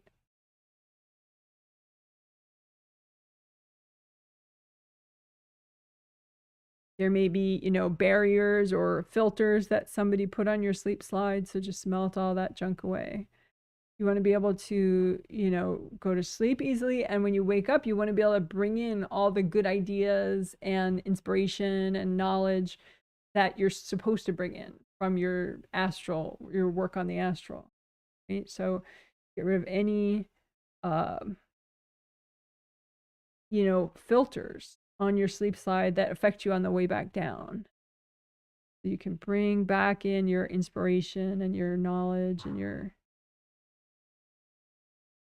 good stuff. Sometimes if you wake up very groggy, you know, you need to unblock your creative rings, but your sleep slide is a similar thing that you could unblock too.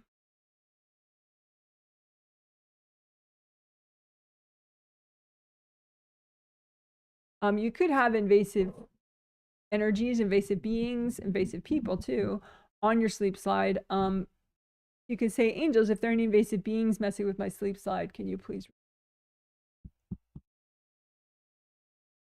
deep breaths?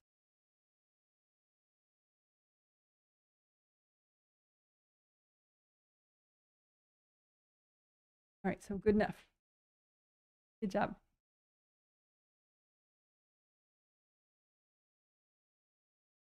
Celebrate. Good job, good job.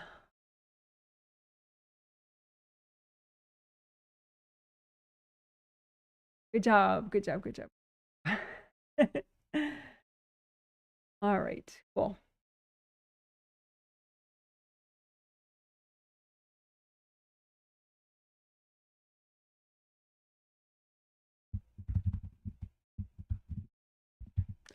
So what resistance, avoidance, and denial is what RAD stands for. RAD is an acronym, stands for resistance, avoidance, and denial. So you can have energy blocks that are any of that, resistance, avoidance, or denial. Some things that you're avoiding, some things that you're in denial about, you know, that you really should clear. It's so in your best interest. It's healthy and gentle to do, but you're still avoiding, right? So that's, we're going to dig up that stuff and help you clear it. But how does it help vitality? It just, because if you avoid that stuff, you're also probably avoiding your body and being present. So it can cause you to kind of shut down. If you're avoiding too much, it'll just, like, you might zone out or feel overly exhausted all the time if you're avoiding. So let's not do for all this. Help your vitality, okay, and your energy level. So put out in front of you any rad blocks, anything you're resisting, you're avoiding, you're denying, anything that just perpetuates unhealthy levels of resistance, avoidance, and denial. And then you can double check, say, angels, can you double check all this and make sure it's healthy and gentle to clear right?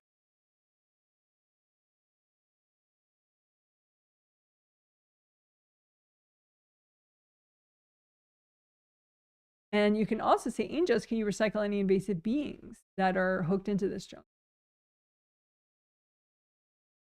So that way it'll be extra low drama to clear all this.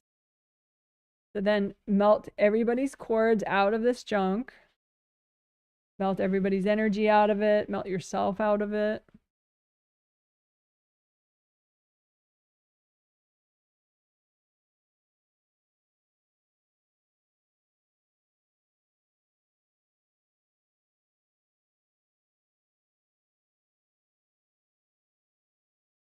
And you can just melt the blocks themselves or blow them up. All right, so we'll do that one more time, faster this time. So just put out in front of you any rad blocks that you have, resistance, avoidance, and denial, anything you're resisting or avoiding or denying. And say, angels, is it healthy and gentle to clear all this right now? Breath. And angels, can you recycle any invasive beings hooked into this junk? Deep breath. You can bring up red earth energy, soak the pile. You can use gold light to melt cords from other people and yourself going into the piles. And then just keep melting the piles fully or blow them up. And you can blow a couple more piles while you're at it if you feel like you need to.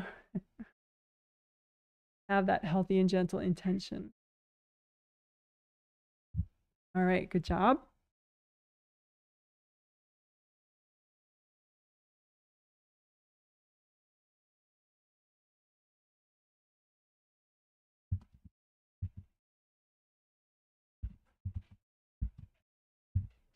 Okay, so this is a traditional Chinese medicine thing. First, last, and worst points of each meridian in your body. So you have energy meridians throughout your body. They're kind of like rivers of your own life force, your body's life force, your vitality.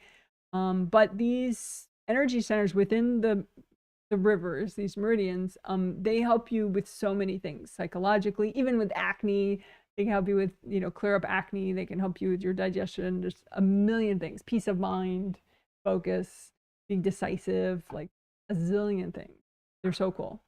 So we want to easily clear and repair as much as is healthy and gentle to do right now for all those meridians, right?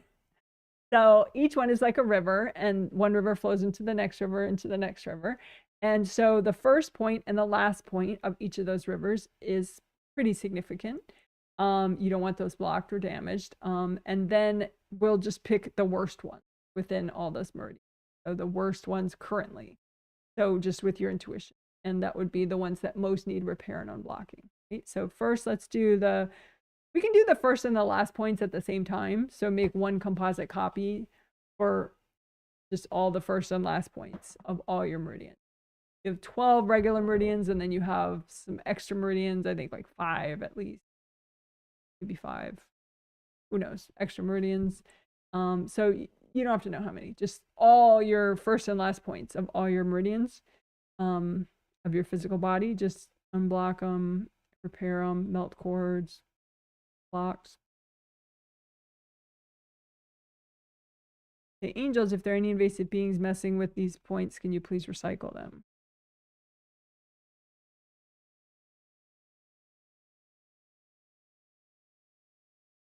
You can lift out the blocks that are healthy and gentle to get rid of, melt them away, lift out the blocks, blow them up or melt them away.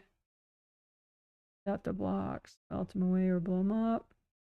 Again, these are the first and last points of each meridian that you have in your physical body. Cords, melt blocks, or damage.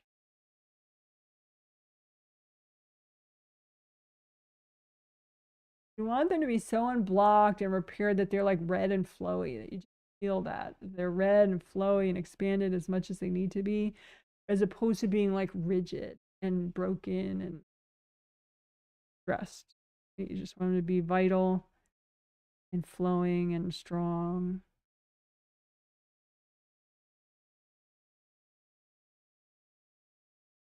And flow is good. Flow is good. Right? So you want these to flow. Unblock them. Okay, and then the worst points, make a composite copy for those. So just again, you know, like a chakra shape, and just to say, okay, well, this represents my acupuncture points that are currently the worst, most in need of repair and unblocking. And then go do it. Lots of gold light, repair, unblock, melt cords. You say, angels, if there are any invasive beings messing with these energy centers, can you please recycle them? Breath as you work this. You can lift out hard objects that might be stuck in there and blow them up or melt them away. Lift out hard objects that are stuck in there. You can give them to your angels. Angels, here you go. Repair. Lift out more hard objects. Angels, here you go.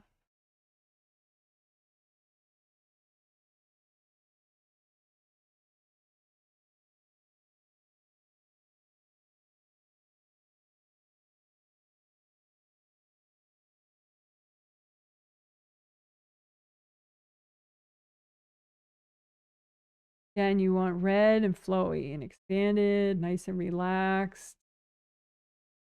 You don't want like crunchy, stressed, crunchy or stressed or restricted. You don't want to. Red and flowy. Strong.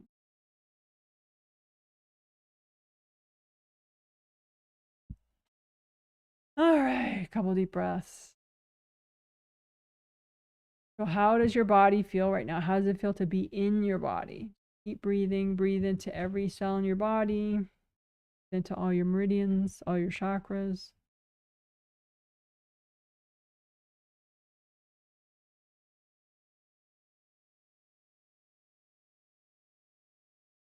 All right, good job.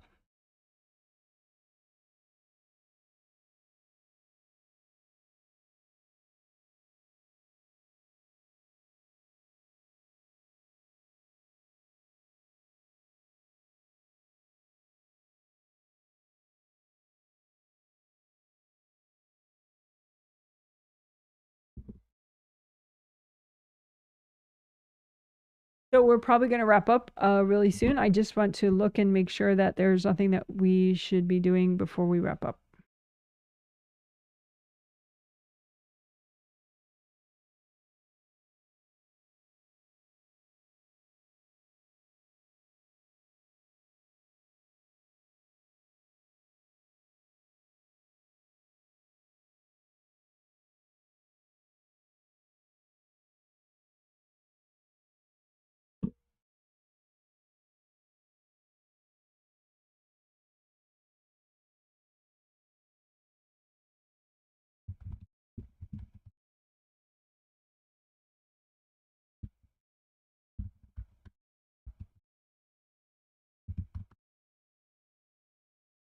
Okay, so we will wrap up now. So have a copy out in front of you of all your auras, and your physical body and your astral body are inside those auras, and then your groundings go all the way down to the core of the earth. Make sure they're nice and wide as all your auras. Comb through them, melt blocks. You want a fast downward flow throughout your grounding. Check the downward flow in all your aura layers. That the bottom of all your aura layers, especially your astral body and physical body auras, you want them to be able to release down your grounding. So you can check the bottom of your 7th layer down there, unblock that, unblock the top of your 7th layer. Block 6th layer at the bottom and the top, 5th layer at the bottom and the top, 4th layer at the bottom and the top.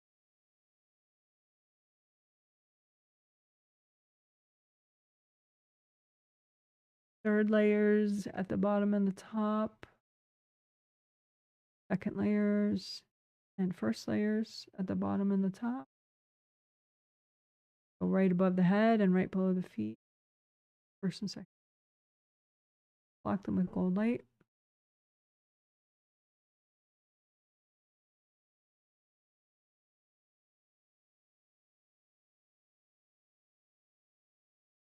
And comb in behind the hips and the shoulders and in front of the hot pants area, in front of the shoulders.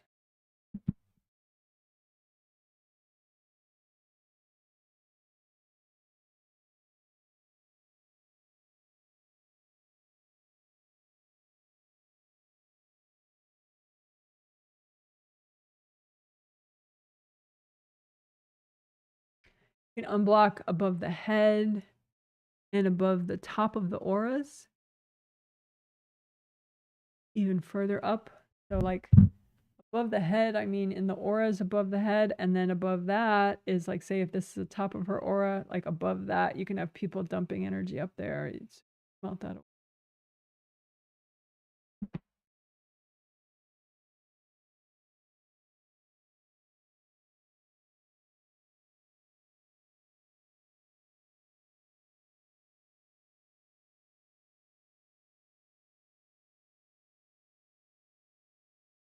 Okay, during STEBs, stubborn triggered energy blocks. That's blocks that are still triggered, even though we've done a zillion different techniques. For Christ's sakes. So just make a big pile out in front of you of any stubborn triggered energy blocks you have. And just say, angels, can you recycle any invasive beings hooked into this junk? Angels, can you make sure this is all healthy and gentle to clear right now? And then you can go ahead and melt cords and blow up the pile, or just melt cords and just keep melting with gold light till they're all gone. All right, one more time. Put out there in front of you copies of any stubborn triggered energy blocks you have, anything bothering you on any level for any reason, even subconsciously. And say, angels, is it healthy and gentle to clear all this right now? Breath.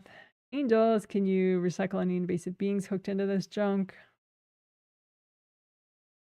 And then melt cords and melt the pile or blow it up.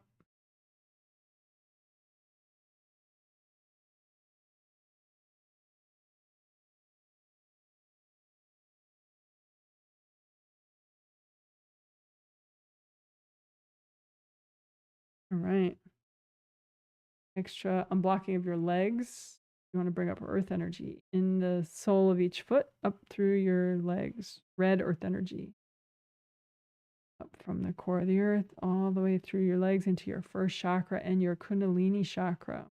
Someone said in their survey that they felt horny to the point where it was like really distracting. So your Kundalini chakra might be over revving if that's the case. So Kundalini chakra is right below the first chakra. You can just kind of calm it down. Of course, if you're trying to sleep, then, you want you want your Kundalini chakra to just temporarily be off. But if you're awake and, you want a little pep, you can keep it at a more of a low vibration, low spinning rate.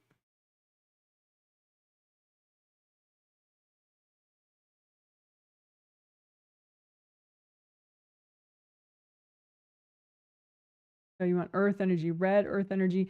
If your first chakra and the front of your first chakra and the front of your Kundalini chakra are unblocked enough, then there's less pressure. And so the chakras are more able to receive the red earth energy coming up through your legs into your first chakra and your Kundalini chakra.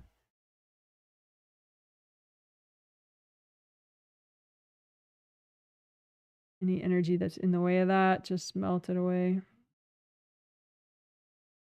I say, angels, if there are any invasive beings messing with my first chakra or my Kundalini chakra or my legs, can you please recycle them?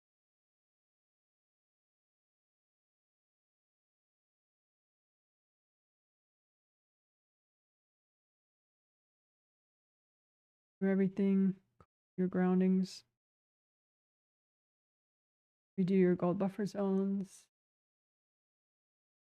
And as we wrap up, you can say, angels, can you please help me wrap up this healing? You can say, angels, can you please help me with my wisdom, my vitality, and my inner child?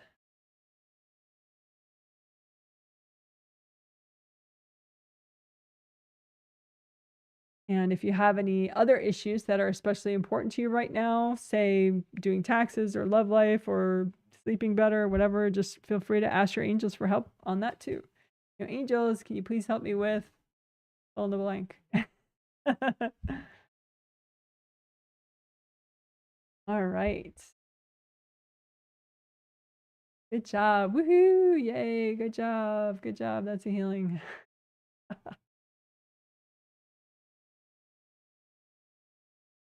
Oh.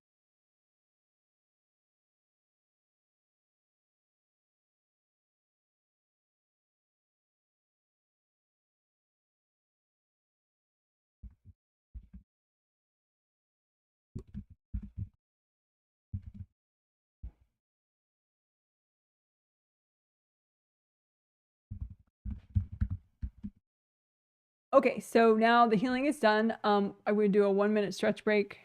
It's not guided, so you can do your own stretching if you want. I'll be doing stretch. You'll see me a little bit. And then we'll do a 30-minute self-assessment validation. So it's not me being super psychic, just reading whatever your issue is. It's you identifying your issue and your own read on what's going on internally with that. Like, is it a chakra issue? Is it, what is it? What is, you're doing your assessment and then you're assessing like what you should work on that. And so if you want to be validated by that, have me double check it, you could post it, your self-assessment, and I'll read it, if time allows within the 30 minutes, I'll read it and, give you feedback about your self-assessment. That makes sense. But now we'll do the 1-minute stretch break first. Well, I'll do it. You obviously with stretching, do what is healthy for you. Everybody has different levels of flexibility.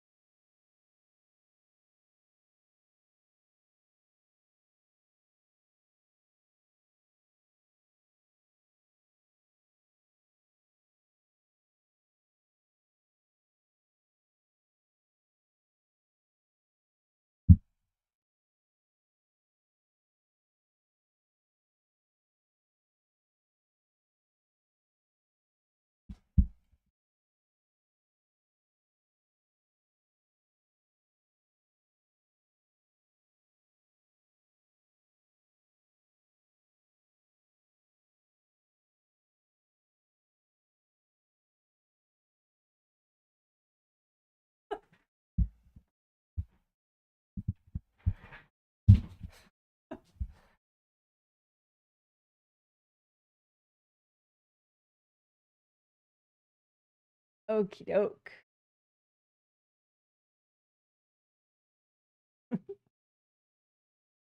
Alrighty.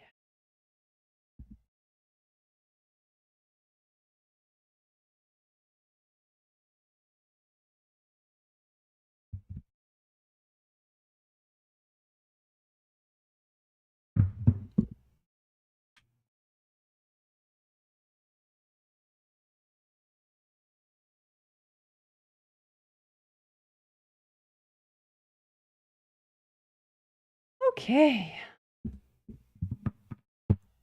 I'm going to look to see what chat comments I missed. Also, you know, if you wanted to say how the healing was for you, or any follow-up question about the theme itself, or comment about the themes, into.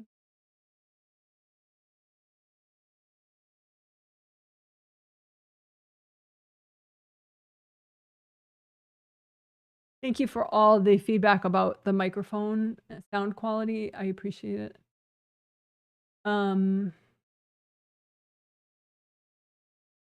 Definitely not shitty sound. Someone says, hi from Italy. Hello to you. Someone says, wow, I'm not receiving this healing today, but you cleared a lot of stuff that's been on my mind. How cool is that? Someone says, thank you for all your hard work and knowledge. You are welcome. Someone says, thank you, Jana. I have a lot of energy now and feel chill. So after the healing.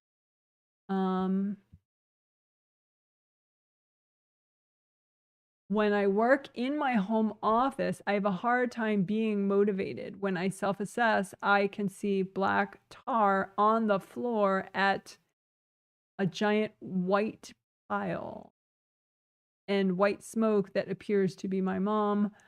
I was going to do some home clearing to get all this junk out. How did I do?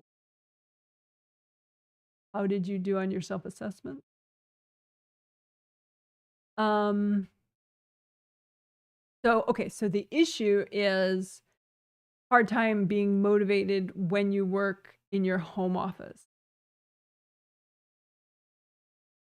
And your self-assessment is there's junk on the floor, and so like in the room, unsafe, non-friendly. Yeah, that is true.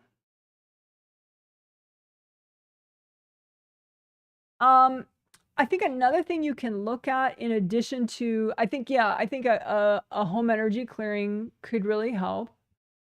You know, so that could even be just as simple as, you know, I do have a home energy clearing audio, 15-minute audio on my website if you like that kind of thing, if you want a guided thing. There's also a home energy clearing, I think, video that I have on YouTube, but I don't know how long that one is. I know the one on my website is the audio. But you could just do like a tricolor soak and like, you know, a couple gold nets, you know, and just get rid of all the junk, give it to your angels. Collapsing gold nets.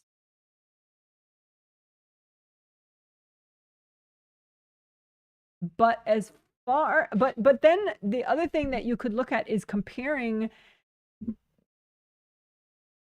what do you look like when you're working in your brick and mortar office building and versus what do you look like when you're trying to work in your home office, you know, and compare and contrast. Because there could be really different things that affect you, like internally things that affect you. And I know I've mentioned this before, like self-employed people, they tend to, newly self-employed people can be really surprised by this.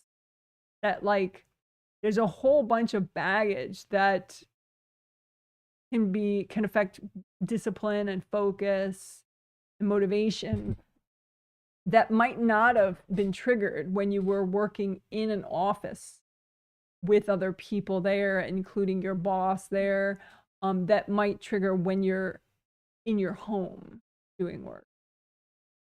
So you can compare and contrast all that, like what motivates you, what keeps you focused when you're in a workplace, and you know, an office building, and what motivates you when you're at home, and what maybe you need to clear more internal baggage when you're at home in order to be motivated, or you need to validate yourself in some way, or, you know, what do you need to do? So there's a lot that you could explore with that, just compare and contrast the two, see what the difference is and what you can do about it, either clearing or nourishing or both. Clearing internally, not just the room that you're in. Hope that makes sense. Someone says, thank you, Janet. Lots of emojis. Thank you. I am feeling very blessed. I think my angels want me to do the video where you teach us how to remove blocks that prevent us from hearing our angels. Would that be accurate? Yes, that is.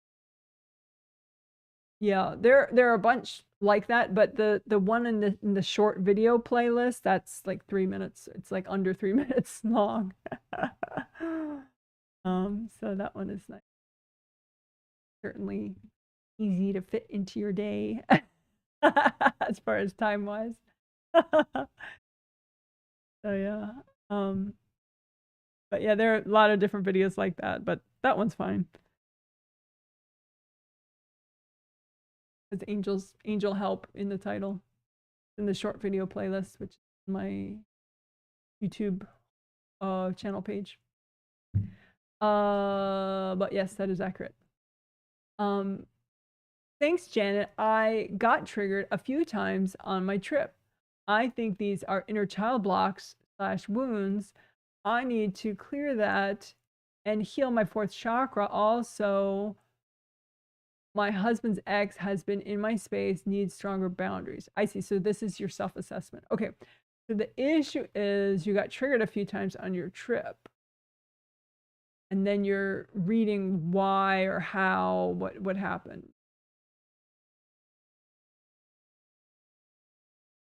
Yeah, I do think part of it is inner child. That's cute. Yeah. I mean, you know, it's like, it may not be cute to feel it, but like for someone else to see it, it looks cute. Your little pouty, sad inner child. She's very cute.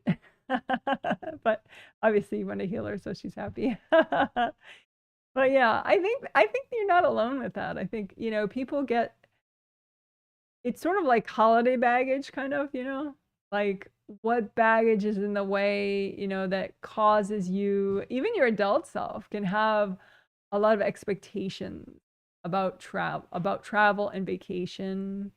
Like, you know, sometimes people really don't like their daily life and they're kind of holding their breath till their vacation. And they expect their vacation to kind of like fix everything and make life worth living, you know, and that's a lot of pressure to put on a couple days when you're dealing with airports and baggage and jet lag and you know.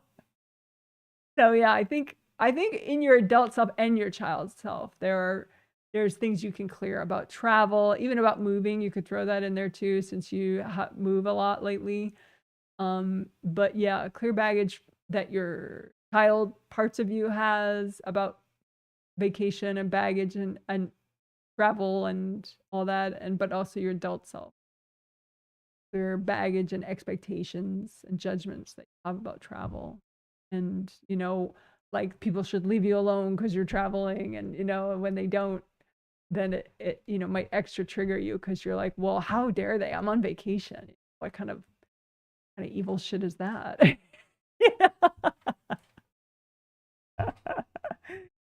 So yeah, that'd be a good thing to work, both inner child and adult self baggage around vacations, travel, moving. 4th chakra, yeah, I think you did get a little bit of extra blocks in front of your 4th chakra and the 4th layer and the 4th right up in it. Yeah. Yeah. I think with your husband's exes, I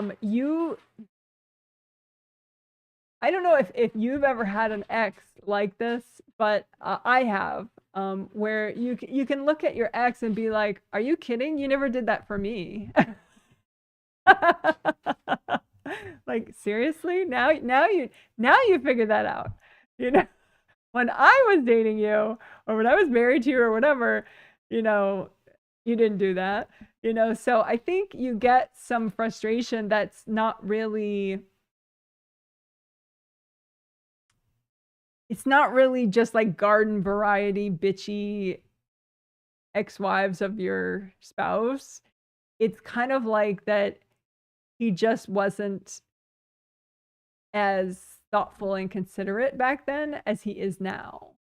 And so they are kind of pissed at you for that and pissed at him for that. He was a little bit more avoidant, a lot more avoidant back then than he is now. And you can imagine, because he's somewhat avoidant now. But when he had young kids, that was a whole bunch of first chakra cords going out of his first chakra. So it was like more overwhelming, and so he was even more avoidant. So I think that may help you to like step out of judgment a little bit more of these ex-wives that are invasive with you and resentful towards you. That maybe it'll help you to have more boundaries with them, to just understand that maybe you do have it better than they had with him. And that's not your fault. So hope that makes sense. So that's just an added thing you could work, kind of look at that, like just notice the differences, how he was with them versus how he is with you, and that may give you a little bit extra kind of non-resistance to the whole dynamic of him and his ex.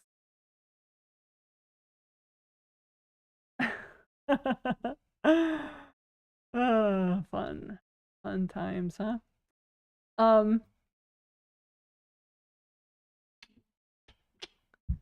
And the whole section we did today on boundaries and 7th layer work, clearing blocks in the 7th layers to help with boundaries. You could rework that.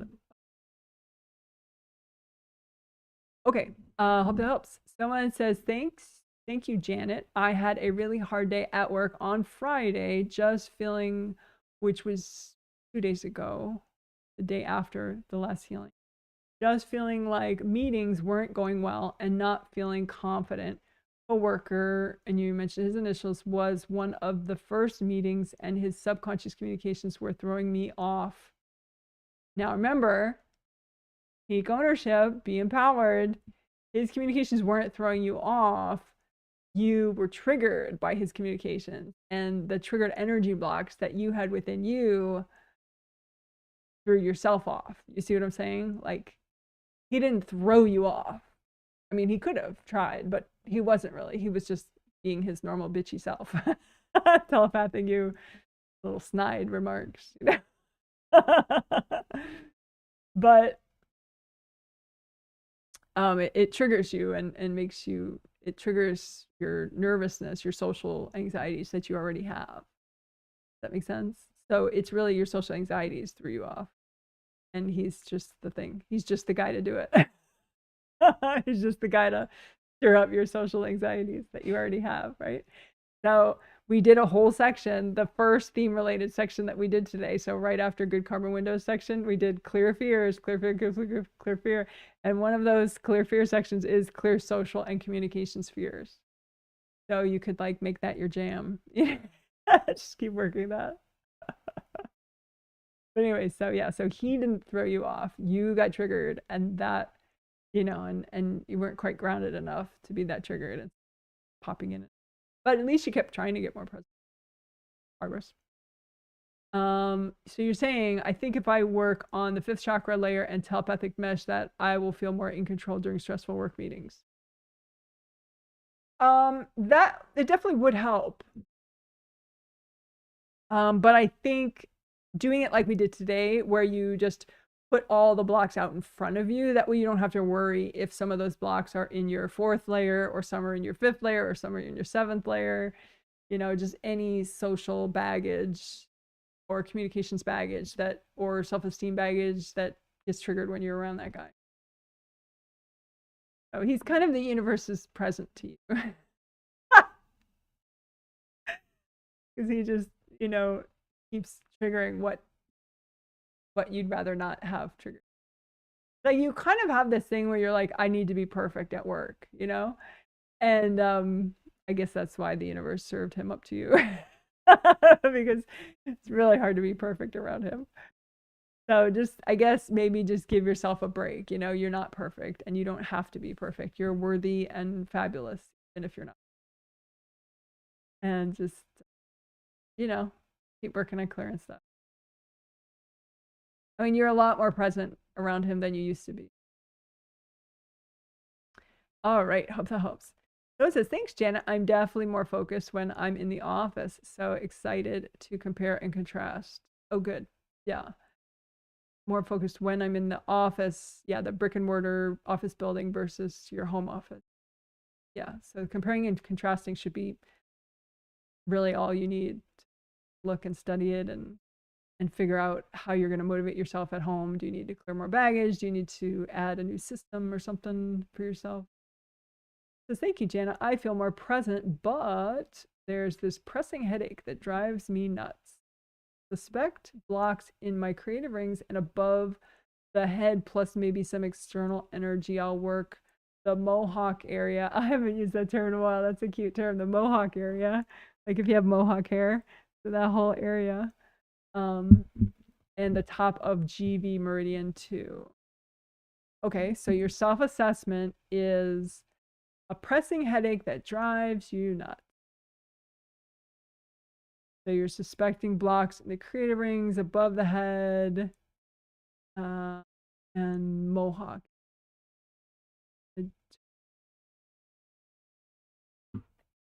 Yeah, I mean, a headache can be caused by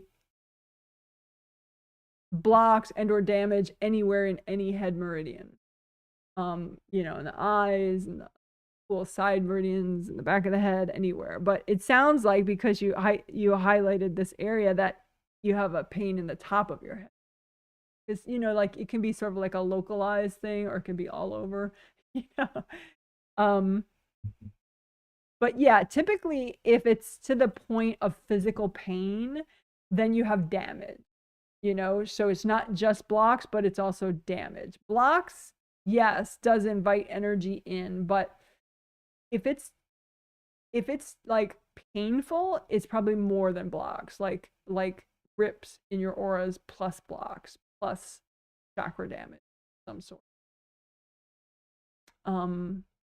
So yeah, so throwing blocks in those areas is fabulous, but yeah, I think damage too, probably. Or, you know, maybe a couple of your Wei Chi auras, maybe, you know, a couple of your head meridians, a couple, you know, maybe even a little bit of major chakra damage, you know, check 5, 6, and 7, astral and physical. You know, check the filaments in between 7, 6, and 5 major chakras, you know, those your connections in between them. You know, check damage. Think damage, you know, good karma windows, any kind of damage from like the neck up, including auras, but also chakras. Yeah. But you're good at all that now, so I have faith in you. Could be hard objects too, but I don't think it. This is hi, Janet. Did not. Oh, okay. Hi, Janet. Did not receive the healing today. Been feeling this for a while, but it feels like my body is a live wire and there's way too much energy coming in. I can't tell for sure if it's because I'm getting whacked every day or if it's just a ton of invasive beings. I'm getting the latter. Oh, I see. So you're reading it for yourself. Thank you. That's good. Latter. So that means a ton of invasive. I'm getting, I feel nauseous and anxious and overwhelmed. It also feels like there's something wrong with my third and fourth. Whenever I try to look, it's just a storm of fluffy light everywhere. So I think it's beings. Yeah, storm of fluffy light everywhere would definitely be beings, for sure. So yeah, so to remind myself, you haven't gotten healings all month, so which is fine. I mean, you're an experienced self-healer, but But yeah, so there could be damage in different places. And so your choices were you're getting whacked or invasive beings, but it could, of course, be both. You know? um, I guess the live wire, what produces a live wire sensation? That would be invasive energy coming in, right? Because if it was just a bunch of rips and chakra damage, but you didn't have any invasive energy connecting to you, no invasive people, no invasive beings, you would just feel exhausted, right? You'd feel drained, right? But if there's invasive energy coming in and maybe coming in extra because of damage to auras or chakras or meridians or all of the above, then that's what makes you feel wired and edgy. It's the energy that's not yours coming in. That it's like, extra, like what pops out your flaps, that kind of idea. So you check flaps on, all your chakras, the round openings have flaps. Your creative rings have flaps. So remember when invasive energy comes in, the flaps puff out. It's like this it's an irritated state. So you have flaps, around the round openings of any chakra. And the most wired is first chakra and Kundalini chakra. When those get, invasive energy in them, that's when it's like real fight or flight, or real edgy, like there's no way you can fall asleep. Like if both your first chakra and your Kundalini chakra are like wired like that, invasive energy is coming in, the flaps are puffed out, it's like, oh my gosh, feels really like, whoa, like 10 coffees. So it depends on, how wired you feel as to which one or how many are corded and maybe damaged and puffed out. But that's the concept. So it's not, you don't really have to do either or, I mean, you do the 5 essentials, double check, you double check your 5 essentials intuitively, okay, so what's the first one? Grounding, right? So you check your grounding, both astral and physical, make sure it's nice and wide, it's flowing throughout, it's not blocked in the back, it's not blocked in the core center part, just double check, just go through the 5 essentials in order, and see. Aura repair, how are all my auras? Just intuitively, are they all okay? Or are one or two of them like half missing? You see, and that's how you would check. So that's it. And if you feel really wired, it's probably 5 essentials time, something in there. That's why the 5 essentials are the 5 essentials. That's why we do them at the start of each healing, even though, to be honest, it's boring to start every healing the same damn way. But, it is what it is, I mean, it's like, you gotta have a roof on the house, you gotta have floors and walls on your house, it's like, it's just a thing, it's just, there's no point in doing little detail work or little fun, froofy self-esteem stuff if you have missing your roof,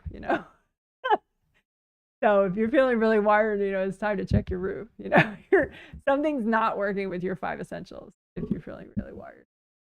Something's not working, but you're missing some parts. So you can use your intuition, do your checklists, so your intuition, I mean, it's good that you're figuring out stuff, but do it in more detail, like, is grounding fine for both astral and physical? Is aura repair, are all your auras fine? No rips in any of your auras, yes or no? Fix it if you need it. Chakra repair, creative ring repair, checked flaps, major shock, good karma windows, are any of those bashed in, cracked? I hope that makes sense. 5 essentials time.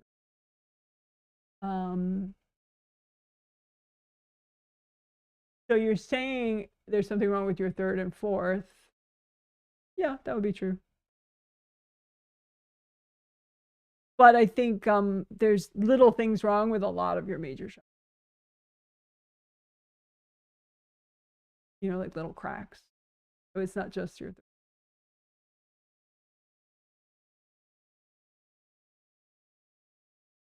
Yeah, 5 essentials time. Hope that makes sense. Someone says, thank you. Got triggered yesterday around something my husband said.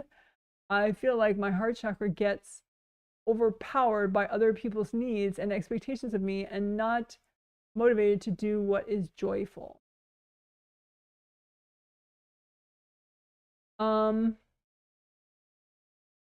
Okay. So the issue, I guess, was that you got triggered yesterday around something your husband said. And then your assessment is that your heart chakra gets overpowered. So overpowered is a little vague as far as like these techniques that I teach, you know, like what's overpowered? What does that mean? What should you do about that? What is that? You know, so did your fourth get corded? Did your fourth, I mean, the way you said it though, you got triggered. What that is like baggage comes forward, you know, and so even just if nobody corded you, but you just had your baggage, you know, like big and in front of you, all triggered, that's enough to potentially make you feel like crap, you know, because it could be baggage from one of the worst days of your life, or, you know, a bad day in a past life or something, or baggage that somebody dumped in your space. So even just being triggered is enough to make you, your mood, you know, do a little nosedive. Also, you know, I wonder about blood sugar issues. You know, if your blood sugar, because if you don't have stable blood sugar at the time, then it can make you, it can make getting triggered more impactful than it would otherwise be, more shitty than it would otherwise be. So I don't know if you've ever thought, I mean, not everybody has blood sugar issues. I do. I think a lot of people do that don't maybe think about it. Um, Blood sugar issues, I mean, technically, I'm talking about hypoglycemia. Hypoglycemia. It's a precursor to type 2 diabetes, although hopefully it would never get there if you ate extra protein and didn't keep crashing your sugar. But technically it is, you know, it's a stage before type 2 diabetes. So people that don't kind of pay attention and eat extra regular protein and stuff, they could get type 2 diabetes because it's a long explanation. But anyway, so maybe think about, had you eaten recently? Was it just a bunch of carbs, or was it a lot of protein? Had you had protein recently? So that's the thing. But yeah, other people's needs and expectations, I think essentially you're talking about baggage, you know, so you could just clear it like baggage, you know, put out in front of you baggage that causes you to be a people pleaser, let's say, you know, be a like an unhealthy level people pleaser, right? So just keep clearing, we could call it unhealthy people pleaser baggage. UPP baggage. So keep clearing your UPP baggage.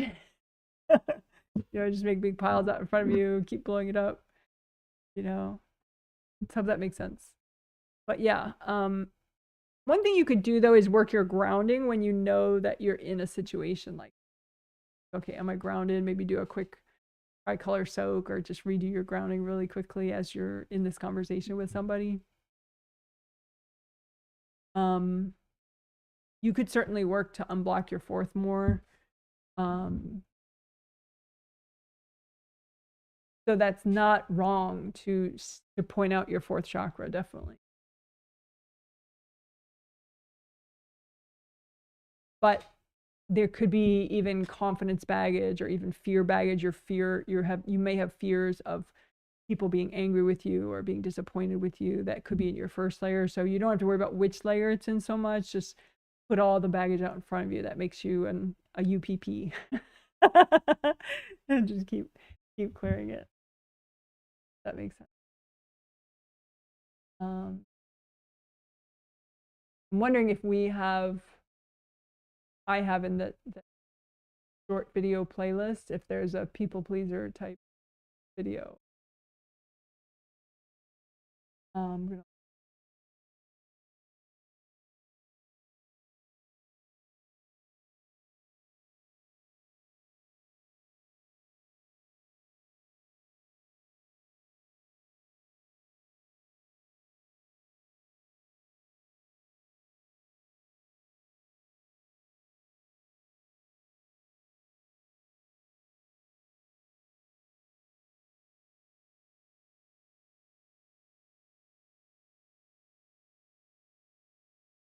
You know, there's one that's 5 minutes long in the short video playlist, which could be interesting. It's not exactly what we're talking about, but it's a little bit. It's hold on, let me get it.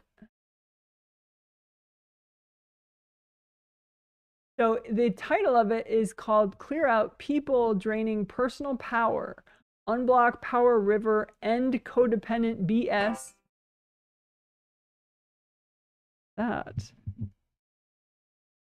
3:30, whatever. End codependent BS, and it has to do with energy vampires, but other things too. So that could be an interesting one because it's like empowerment and you're ending your codependent stuff. So that could be an option for you. So I'll link that in the chat in case you like that one.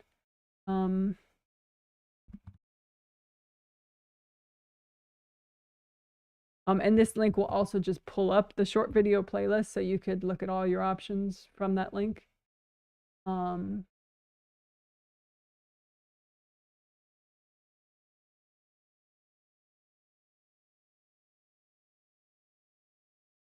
Even just a regular grounding one could help like reset your mood oftentimes. Or chakra repair and unblocking, which is in there.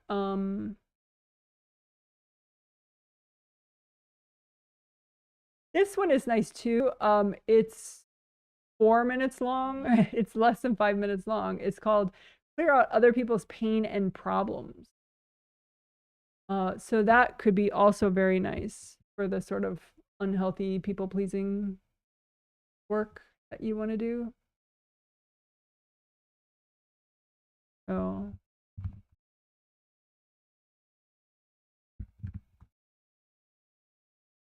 That's a nice one. I hope that helps. But in general, bottom line, short video playlist has lots. Someone says, so I hope that helps. Someone says, I heal my chakras, auras, and grounding daily, but something feels extremely wrong. Yes, I get that. The point is you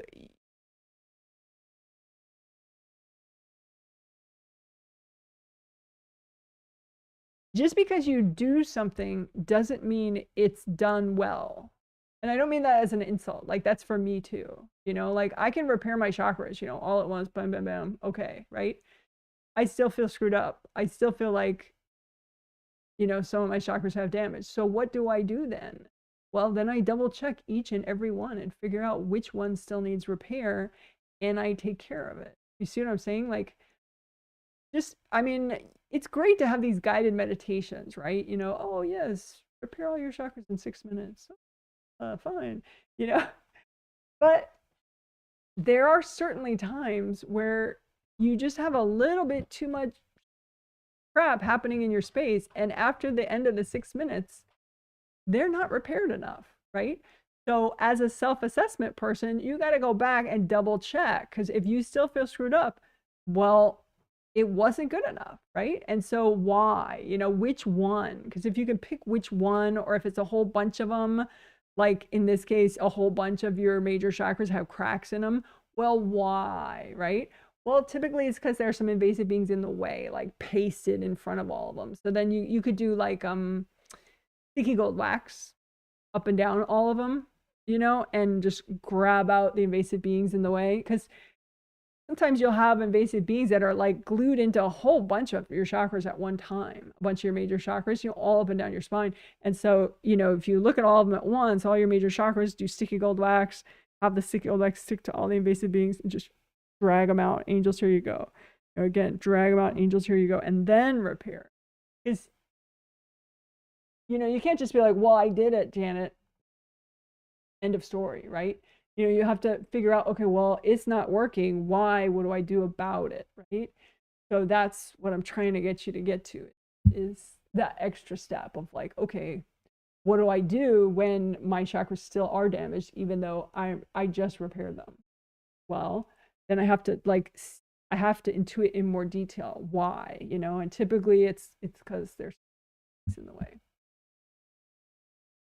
So that's why as we're repairing, we keep clearing the beings and then we keep doing more. But, you know, if I'm healing 141 people at once, you're healing just one person at a time.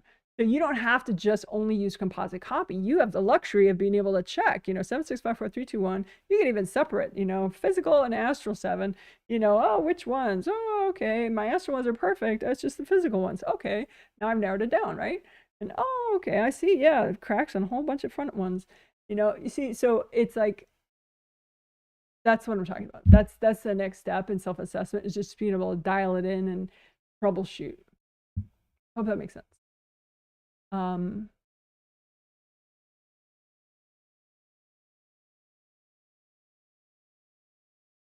says, thank you. My study for an accounting exam gets overwhelming and I have to stop. My assessment is that my grounding gets clogged up. Also, my brain is physically.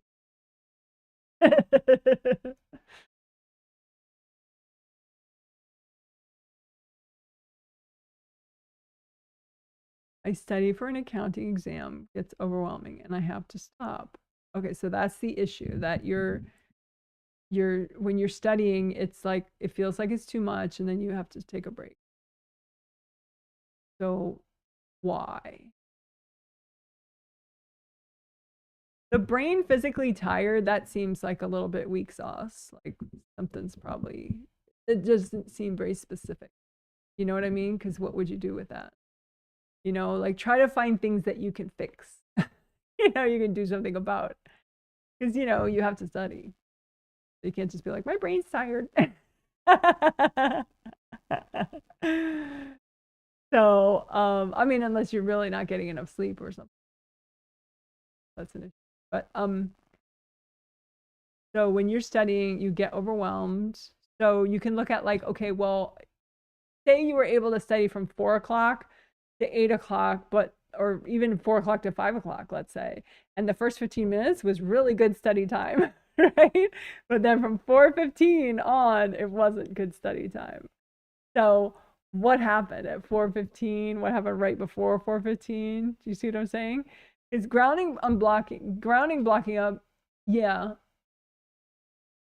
But what else? You know, I mean, yeah, you could unblock your grounding every 15 minutes, but that seems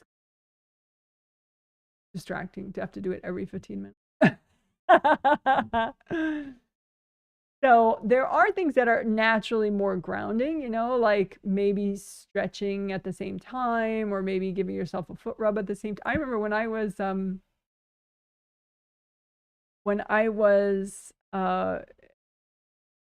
long time ago, one of my first corporate jobs, yeah, was tech support.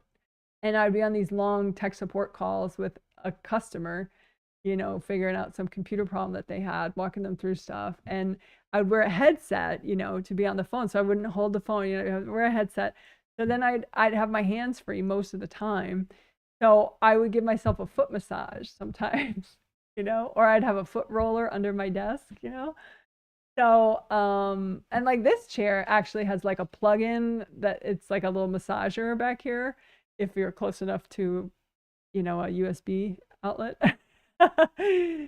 So are there ways that you could make studying a little more inherently grounding, you know, so you don't have to unblock your grounding every 5 minutes? You know, maybe you're not eating enough protein. Maybe, you know, you could, I don't know, do stretching beforehand, you know, like take a stretch break every half hour, or, you know, like try to brainstorm.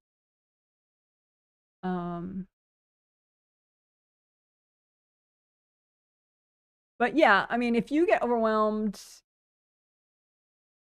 it could be grounding. It could also be that, you know, you have some aura damage, and so there's energy like shooting down at you, you know, and so you know, check like 5 essentials type stuff, you know, creative rings, make sure the flaps are closed, you know, 7th chakra, make sure the flaps are closed, make sure GV 15 to 20 is happy, you know, and flowing. You don't want to be overwhelmed. If you're overwhelmed, the boundaries are not good, you know. So that whole section that we did today, the middle section of the theme related work, the boundaries, selective 7th layer unblocking. That was, so there's not one answer for that, but I think you're on the right track with the grounding idea.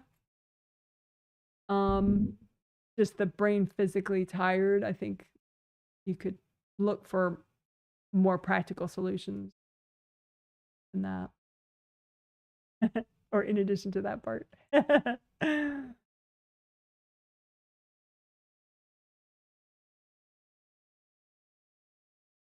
You could also see if maybe inner child parts of you need healing, like maybe inner child parts of you are not quite on board with the whole studying idea. Maybe you can make some bargains with your inner child parts of you or give them extra healings.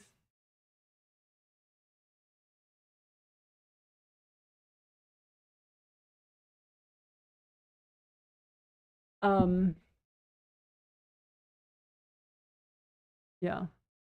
I'll have a little story at the end that may be interesting to you as well, I guess. Anyway, someone says, thank you. I will work on those. You're welcome. All right. Oh, I know what that was. That was my alarm that it was 30 minutes already. All right, fine. So now,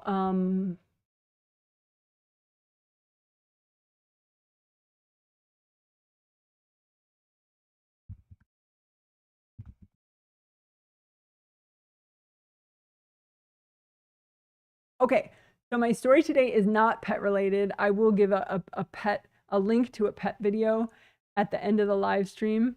Yeah, someone says, the person says, thank you, hot tea helps me stay grounded too. Yeah, so brainstorm what quirks are gonna keep you more in the zone.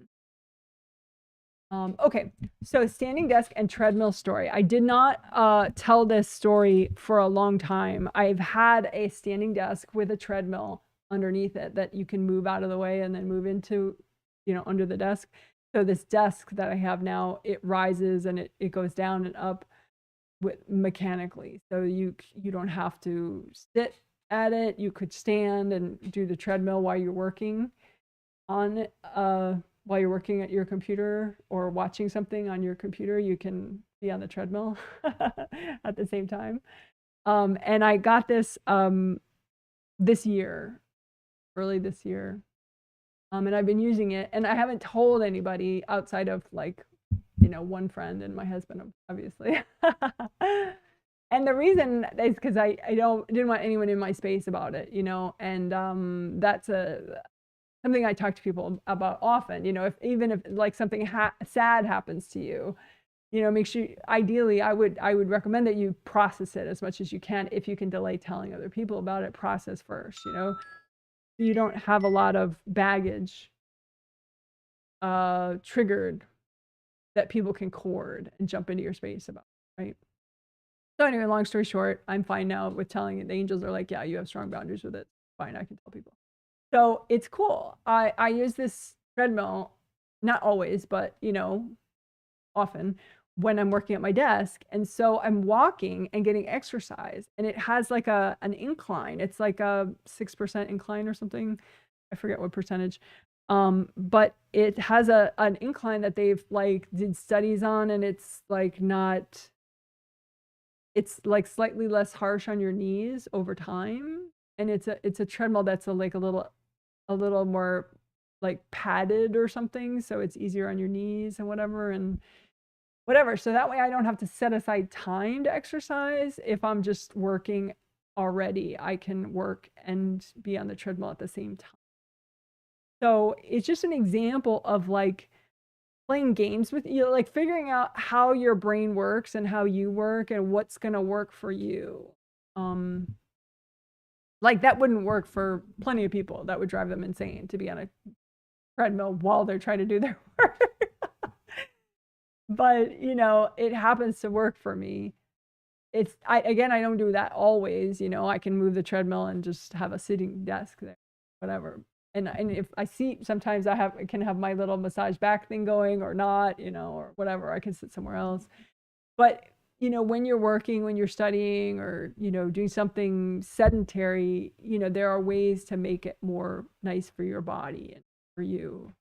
So I just wanted to mention that about the standing desk with the treadmill. If anyone wants links to it, I could put it below in the comment section, but I won't bother unless someone wants that. So you can just, I don't know, post under the video if you want links. What I use. It wasn't especially cheap, but you know.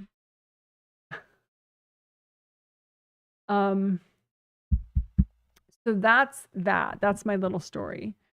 So like this morning when I was prepping for this live stream, like not I did prep yesterday as well, but when I was prepping today for it, I walked at the same time on my treadmill, and I ended up walking 3.5 miles, which is like funny, you know, because it's like sometimes it felt, I mean, I've been building up to this for months, you know, a couple months, but it's just nice to be able to exercise but not set aside time.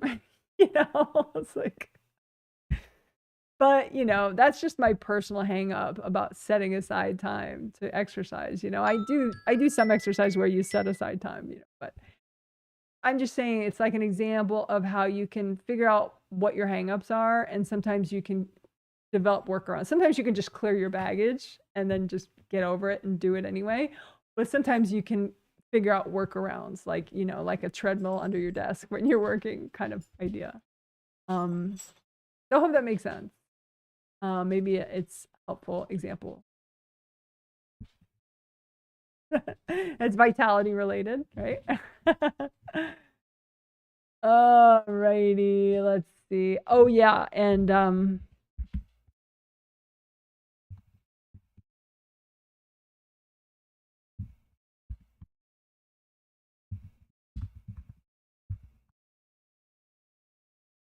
so there, I have a different YouTube channel, which many of you know who've been listening to me for a while. It's called Janet's Pineapple Time. Pineapple Time, I think is one word. And I'll pull up a link and put it in the chat video. But there's a like the pet update that I did 3 days ago in that healing. It was like 10 minutes long, and it was some about our new cat, Boo Boo Kitty, and some about our dog Izzy. What I did is I clipped that out and made a separate 10-minute video about that, and I added like the Boo Boo Kitty video into it, and I added some video about Izzy into it. So you get like nice, cute little, you know, videos to watch of them, which, you know, is not easy for me to show during a live stream. So I hope you like it.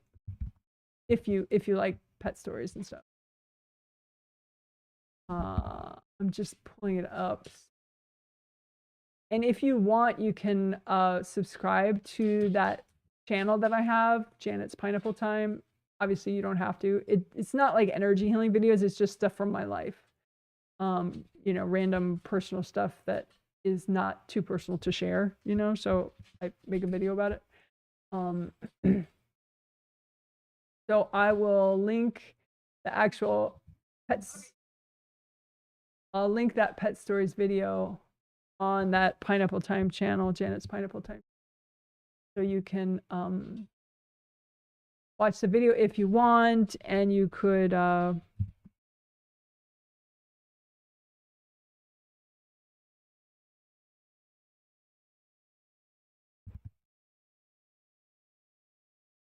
subscribe if you want. That channel only has like 50 something subscribers, which is kind of funny.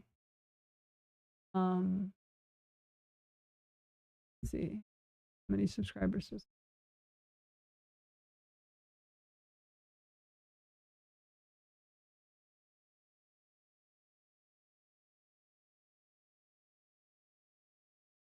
It has 51 subscribers. That's so cute. No, anyway, if you want to subscribe, you don't have to. If you like that kind of personal life, slice of life stuff, then there you go. All right, so you're amazing. I'll just let you watch that as far for pet updates, because but that's from 3 days ago. But it does have the cute video footage that you wouldn't have seen if you watched last healing. Okay. So you guys are amazing. And this concludes the second healing live stream for the February twin set. So now the February twin set's done. Of course, please fill out a survey, post-healing survey, if you would. I'm this month. If you're one of the people that I healed because you purchased the healing. I guess sales note, I'll just up.